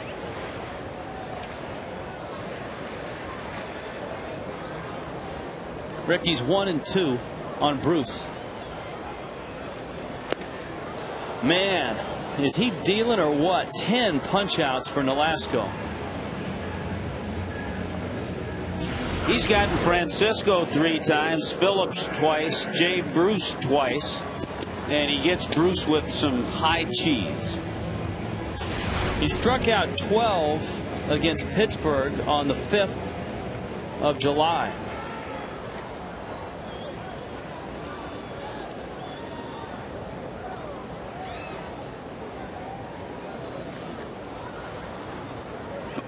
Now he goes after Hannigan, who fouls it off.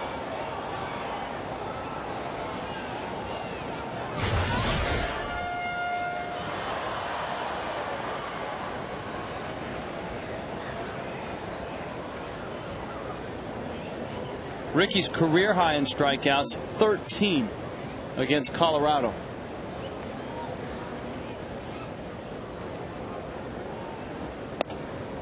Oh man, 94 on the outside part of the plate. This is where you have to decide, and you'll see how the inning goes, because Ricky's due up third when the Marlins bat.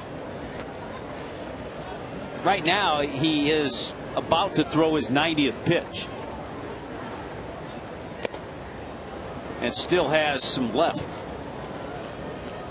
Yeah, you're right about that. You got to wait and see how the inning develops. And I'm sure that's the topic of discussion right now with Carlos and Freddie.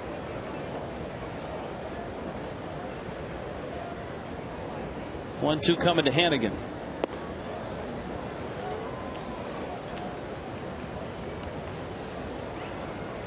Reds have Ramon Ramirez up in their bullpen.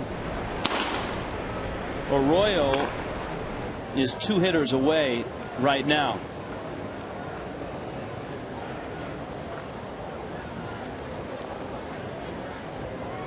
2-2. Drive to left. That ball's deep. That ball's gone. And it's 2-1. He had retired 14 in a row.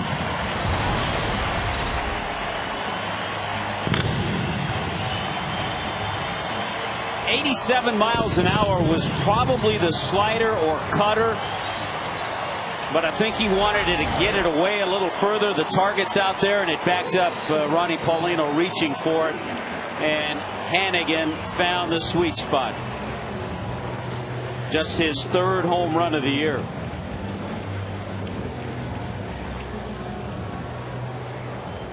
So 2 solo homers for the Reds and a 2-1 lead, and here is Giannis. So now Dusty Baker's probably thinking, all right, if I don't have my 8th inning and closer guys available, if Massett and Cordero are off limits, does he run Arroyo out there for another inning and try to shut the door with somebody else?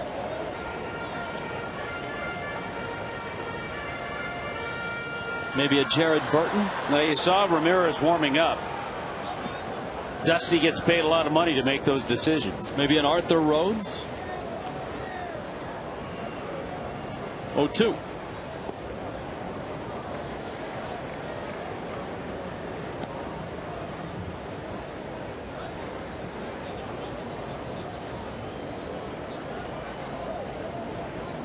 Two-one, Reds on top.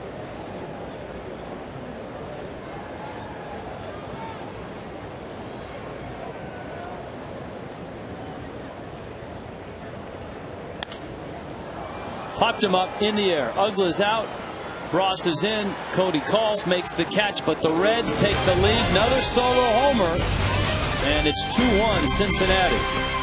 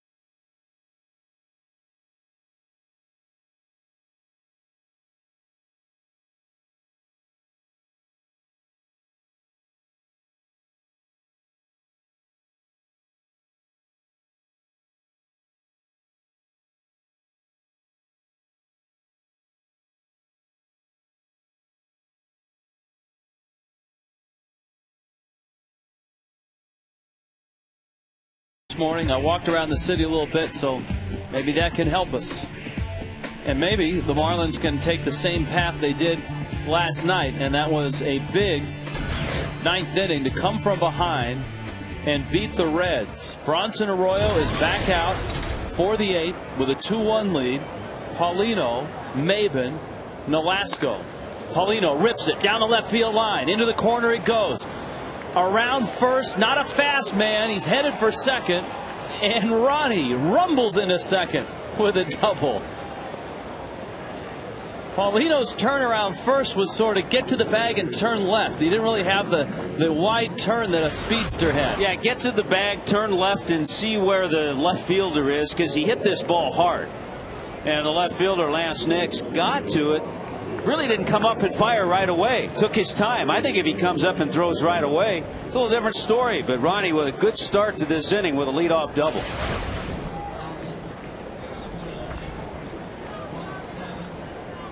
The Marlins are going to pinch run for Paulino with Bonifacio, the fastest man they've got.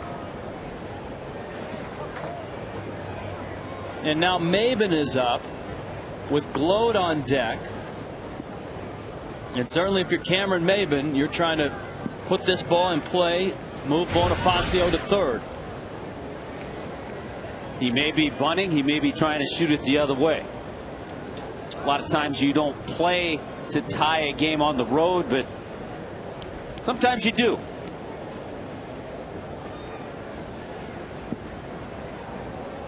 Lovato looks bunt at first. Francisco a few steps in front of the bag at third.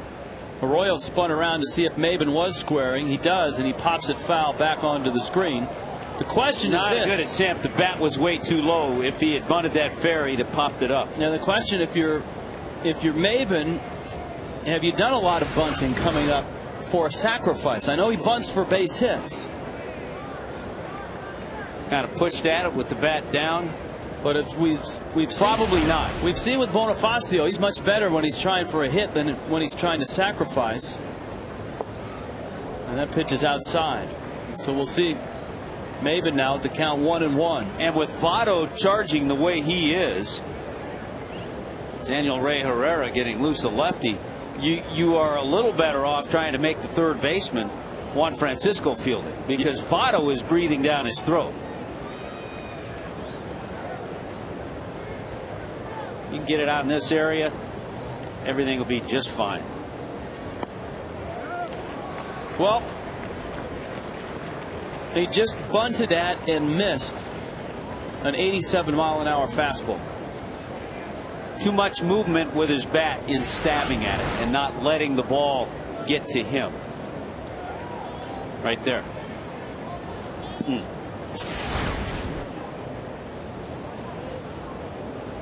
So let's see what he gets here. 1-2. Oh, he's squaring around again. And he pops it foul, and that is a wasted at bat. Wasted at bat, not a good attempt on all three.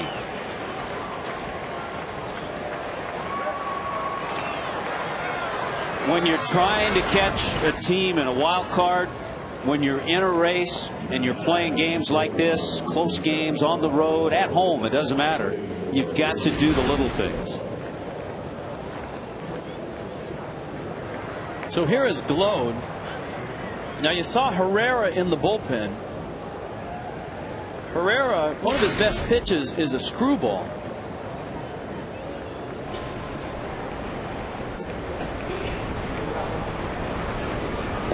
And the little lefty, which is a pitch more effective to right-handed hitters. Absolutely. That's why Arroyo, with Glode up, Coghlan and Johnson to follow. Arroyo gets Glode. It misses outside.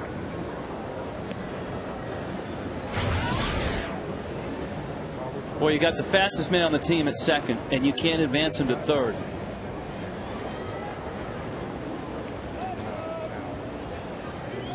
Glode drives it to right, hits it well. Back goes Bruce. Gone! Two-run shot. Pinch hit homer. Ross Glode, and the Marlins jump on top. The first guy that should shake his hand is Cameron Maven. All is forgiven. He didn't get the bunt down. His teammate Ross Glode picked him up with a pinch hit home run. The pinch hits just continue for Ross. Number 19 on the year, his second pinch hit home run. 15 pinch hit RBIs. Fifth career pinch hit homer. The first one he hit this year, Tommy, was a walk-off shot. That was against Rafael Soriano and the Braves. This one comes against Bronson Arroyo. Here is Coghlan.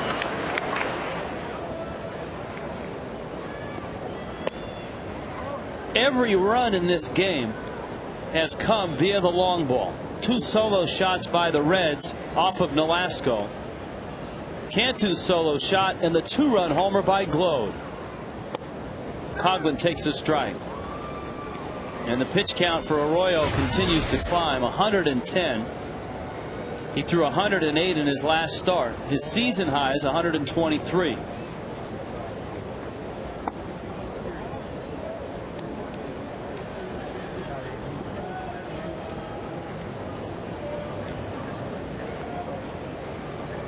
.383 feet on the home run from Ross Glode. Coghlan hooks that one foul.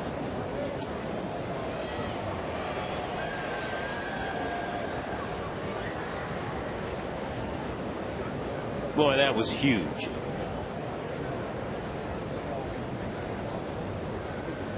Two more hits for Coghlan tonight.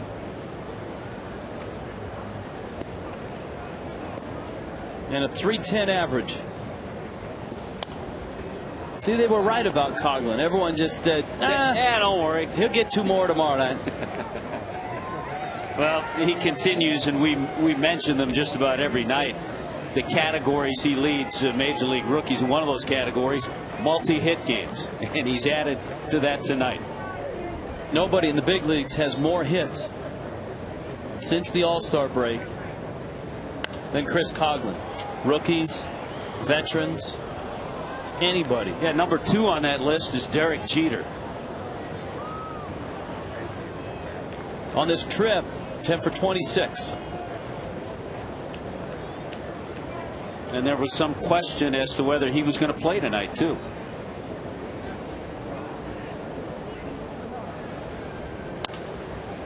Coghlan, a one-hopper. Francisco picks it up, fires to first in time. And Coghlan is out number 2. Here comes Nick Johnson.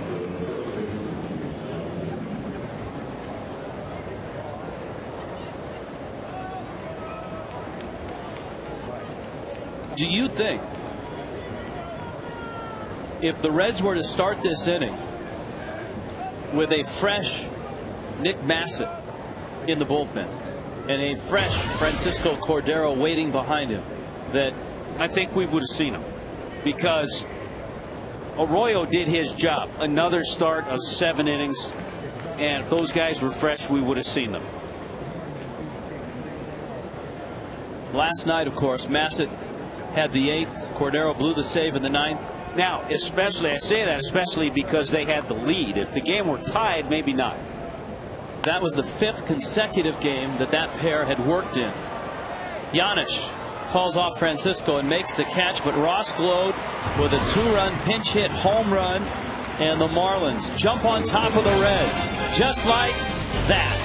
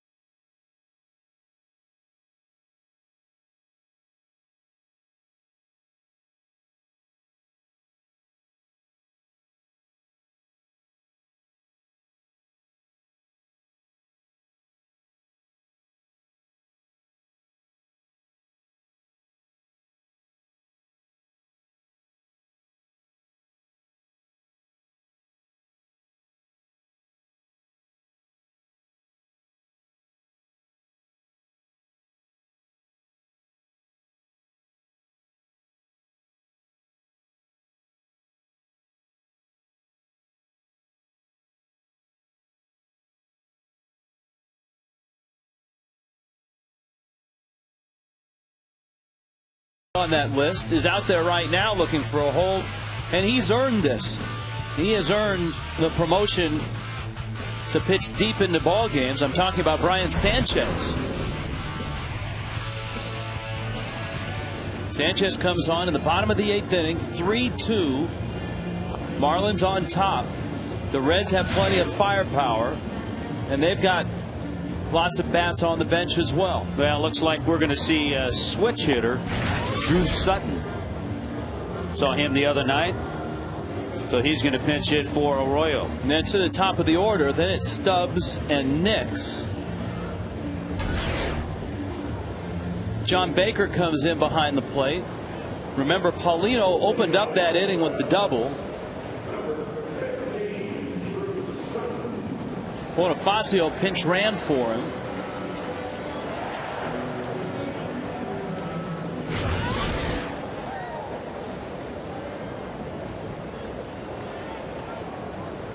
And here is Sutton.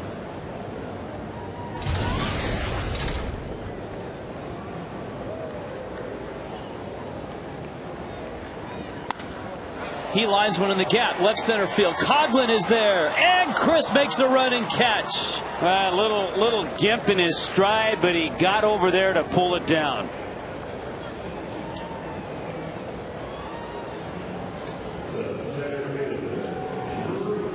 He is a hurting unit right now. Yeah, he is. You can tell that foot that he fouled the ball off last night, but he's able to get a decent jump, moved over,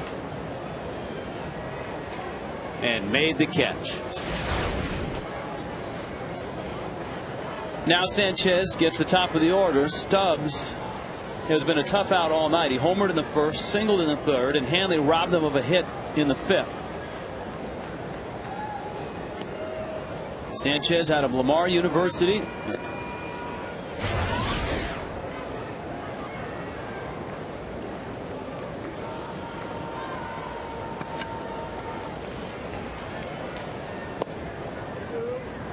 Pretty good breaking ball that missed, and it's 2-0. We have seen with Dan Meyer there warming up, Brian Sanchez uses slider but also uses splitter to right-handers. There's a little cutter there. So he has weapons to both lefties and righties, which is a great arsenal to have. The only bad news I've got for you is that Colorado scored twice, and they're back on top of Arizona 4-3. That's in the fifth inning in Arizona.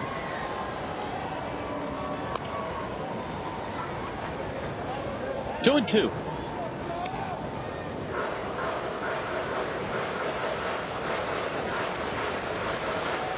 Well, here's a question. Be interesting to see if Sanchez delivers to the ninth. Misses inside. More of a thought than a question. Leo Nunez comes back out. Remember, Nunez last night gave up another home run to the first batter he faced. That just missed. Look at Sanchez's reaction on the mound. He's not a very demonstrative guy, but after that pitch, he reacted like he thought it was a strike. Watch his reaction. Well, you know what? It's close, but it's the same pitch that Hanley took and was a ball.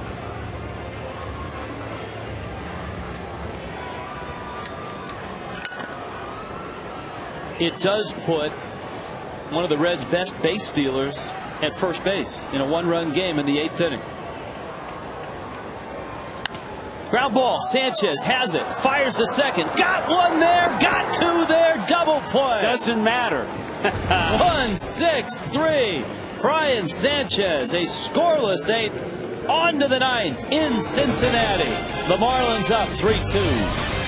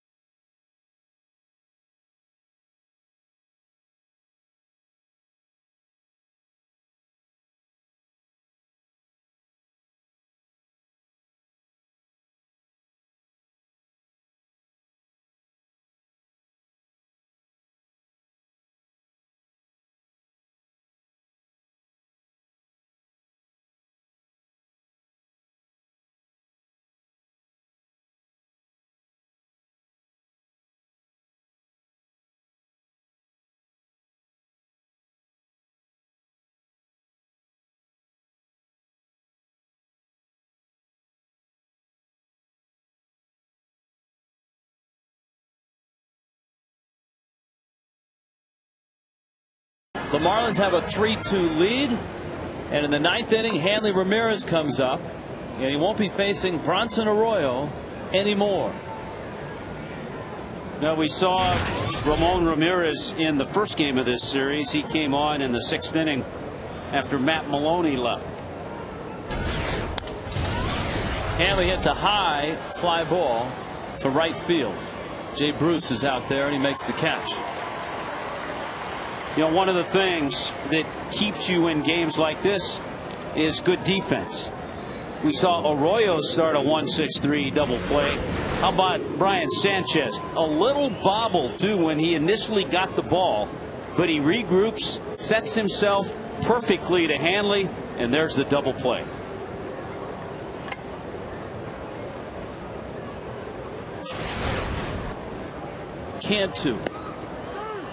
Cantu's home run got the Marlins on the board in the 5th. It was their first run against Bronson Arroyo, who pitched very well tonight. 8 innings, 117 pitches for Arroyo. 6 strikeouts, a walk. The mistakes he made, the Cantu homer, and the Glode 2-run homer. Ross Glode establishing himself in the Marlins record book. Yeah, with that 2-run shot, Glode setting a Marlins record for pinch hit RBI, his 15th. He is tied now with Lenny Harris for the single season pinch hit mark at 19. What a great addition he has been to this ball club. We've talked on and on about Wes Helms and what he meant to the club last year in the clubhouse as a pinch hitter. Glode has been the left-handed version of Wes Helms. I know you and I have no say in this because they don't ask us, but hopefully we see Ross Glode back with the club, pairing with Wes Helms again on the bench, coming off in key situations. 3-1. There's a chopper out towards short, and a play at first. Cantu is out. And one of the reasons why they've been so effective, Tommy, is this, and we talked about it last night. Some clubs have one guy who's a good pinch hitter. The Marlins have 2 who are outstanding. But what makes Glode and Helms so unique is that they are plus defenders. Glode is an outstanding first baseman. Helms, you can stick at either corner and improve yourself late in the ball game. And you can't say that about a Matt Stairs or some of the other guys that are just pinch hitters. Yeah, Ross Glode, an excellent base runner, runs the base as well. So 2 guys, and I think we're having our crack staff work on this, and I can't imagine 2 other pinch hitters with more pinch hits together combined than Ross Glode and Wes Helms. First of all, you eliminate the American League. You don't have that many pinch hitting appearances. That one into the seats. And you're going to have top pinch hitters, a Seth Smith with Colorado, but I guarantee their number 2 guy doesn't have as many as Wes Helms. You know, there's Leo Nunez, and he's not up and throwing, and so the Marlins may try to squeeze another inning out of Brian Sanchez. Well, he got the double play, which helped his pitch count. Douglas takes high and tight.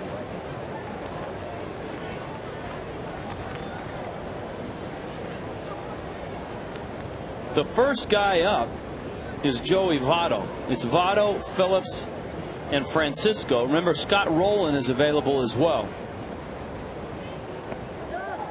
Douglas went around and he strikes out. And it looks like Brian Sanchez is coming out to try to save this game.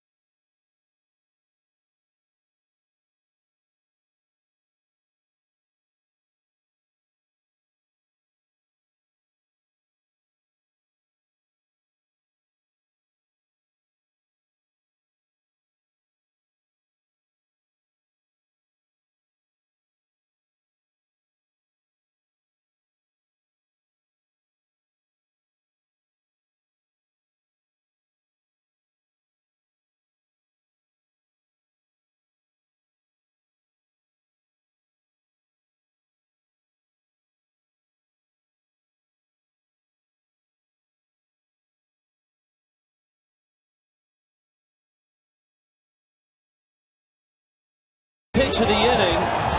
Juan Francisco hit into the seats. Leo Nunez would stick around and get the save. But tonight, the Marlins are sticking with Brian Sanchez. Now, Nunez has pitched. I remember he had back-to-back saves in St. Louis. He's gone 3 of the last 4 games in which he's appeared. And so the Marlins bullpen a little bit weary, and Sanchez will try to finish off the Reds. Votto, Phillips, Francisco. All right, here's the deal. Many minor league saves for Brian Sanchez. Ground ball up the middle, base hit. Votto's aboard. But he does not have a save at the major league level. Joey Votto didn't hit that ball all that hard. Dan Uggla playing him to pull. Looked like he got jammed a little bit and got it up the middle. Yeah, got it on the end of the bat.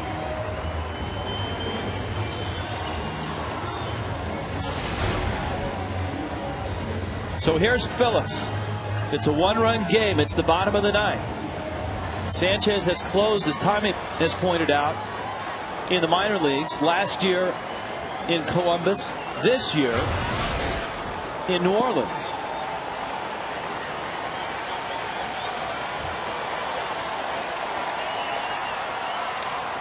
Good fastball. Phillips had a rip. All 3 guys coming up this inning, Votto, Phillips, and Francisco, have the power to hit it out, and that's a good indication that Nunez is off limits tonight when you've got Lindstrom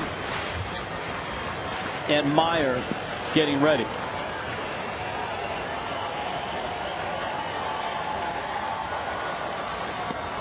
Good breaking ball. Nice slider. 0-2.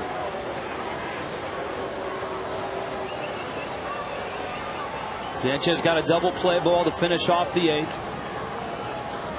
This is Ricky Nolasco's game to win. Ricky went 7 innings.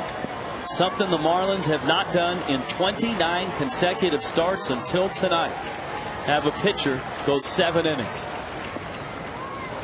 Baker smothers it. It's 1-2. Brandon Phillips leads the Reds in grounding into double plays, 19. He is working on a 9-game hitting streak, looking for a hit tonight.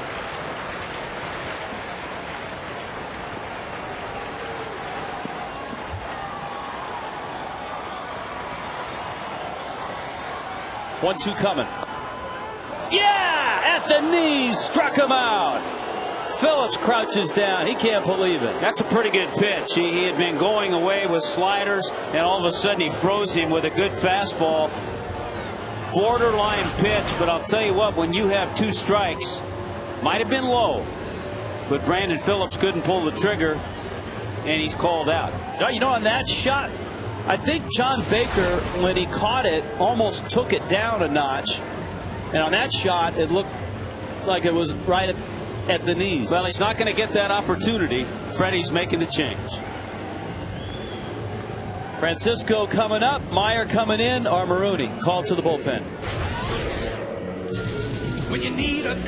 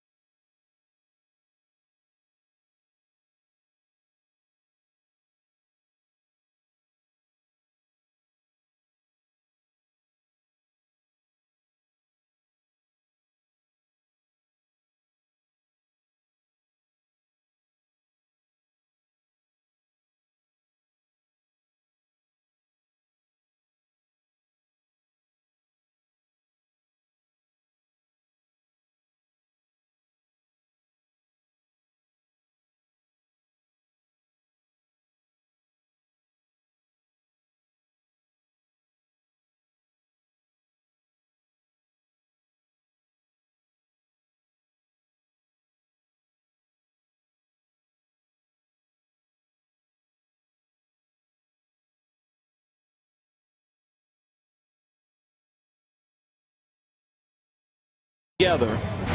Brian Sanchez got 3 outs in the 8th and 1 out here in the 9th. Dan Meyer comes out of the pen to face not Juan Francisco, but Johnny Gomes is going to pinch hit. And Meyer's numbers on the season, Tommy, we've talked about it. Meyer, a lefty, but better numbers against righties than against lefties. Yeah, and a couple of saves this year. Righties hitting just 208 against Dan Meyer. Johnny Gomes with those 20 home runs, not a lot of success pinch hitting. 3 for 18 pinch hitting this year. Nah, but with one swing of the bat, Gomes could end this ball game. Dan Meyer had his first major league save against the Orioles on June 24th this year. And Gomes has those 20 homers in just 262 at bats. So he's been productive even though he hasn't been a full-time player. Dusty Baker calls upon him in the 9th.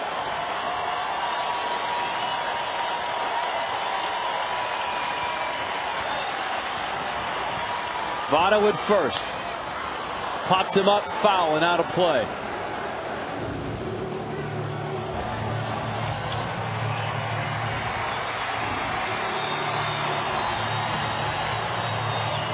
In 2005, as a Tampa Bay Devil Ray, Gomes hit a walk-off homer.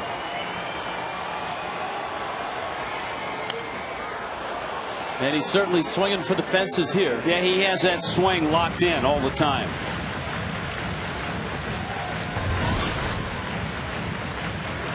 I think the thing that has made Dan Meyer effective to righties this year has been that cut fastball.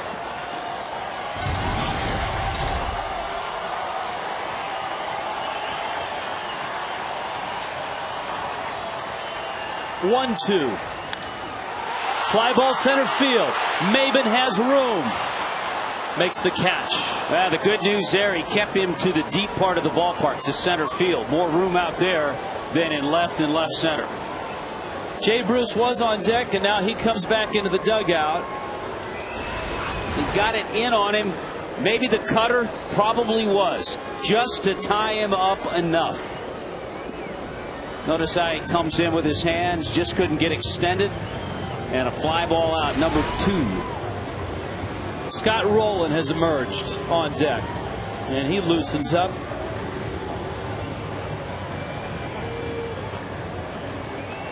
Well, Lindstrom is in the pen. Freddie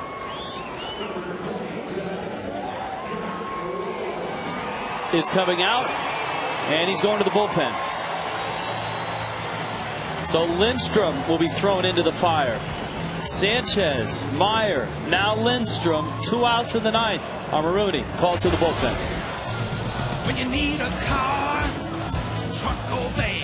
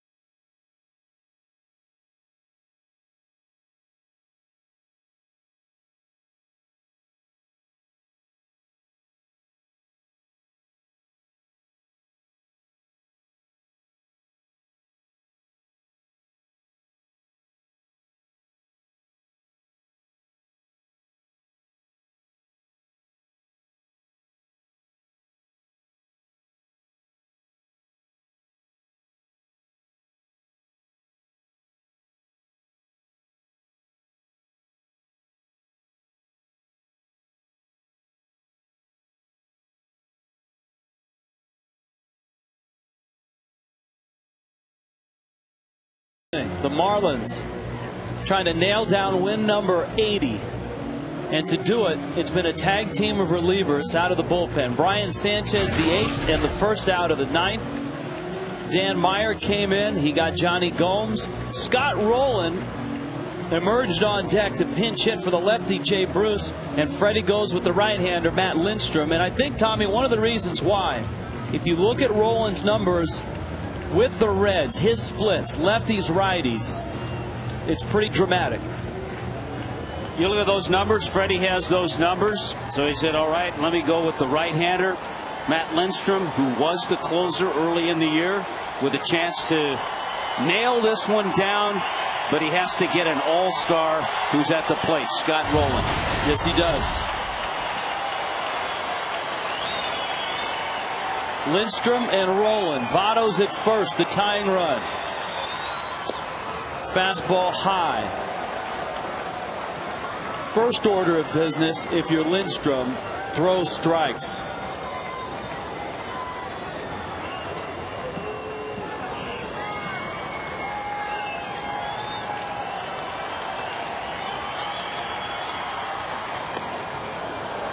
Rowland went out of the zone and did Lindstrom a favor. Yeah, that would have been ball 2. Now you have a guy like Scott Rowland. He has not had a pinch hit appearance all year.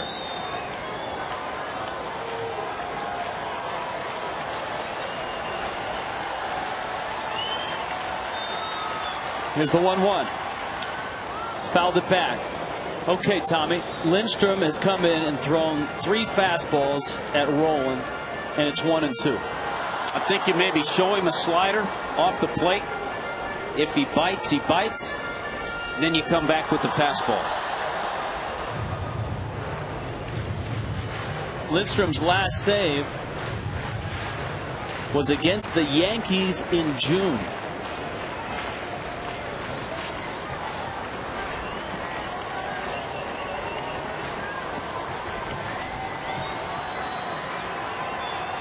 Here's the 1-2. Almost hit him. You saw the target of John Baker. Baker wanted that fastball not in there. He wanted it up, though, to see if Rowland would chase again. So far, all fastballs.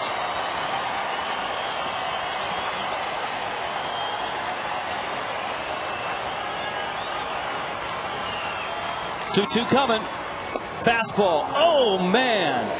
Just missed. Wow.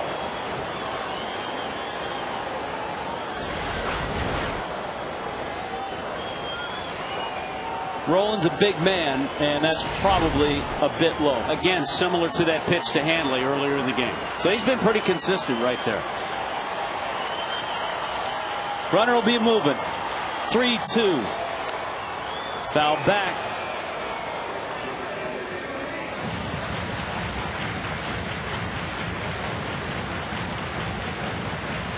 With a full count, just 125. That was a 92-mile-an-hour fastball from Lindstrom. You got the sense that in an effort just to get it over, he took a little off. The danger is if you take a little off, you speed that bat up a little bit. Votto moving, 3-2 coming. Popped him up, back behind the plate, out of play.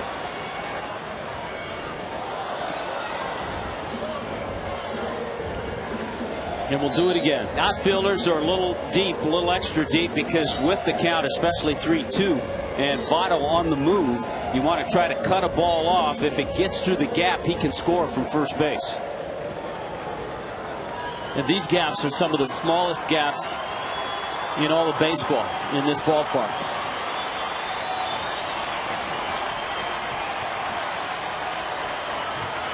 Again, 3-2. Popped him up. Hanley calling. Ball game. Marlins win it.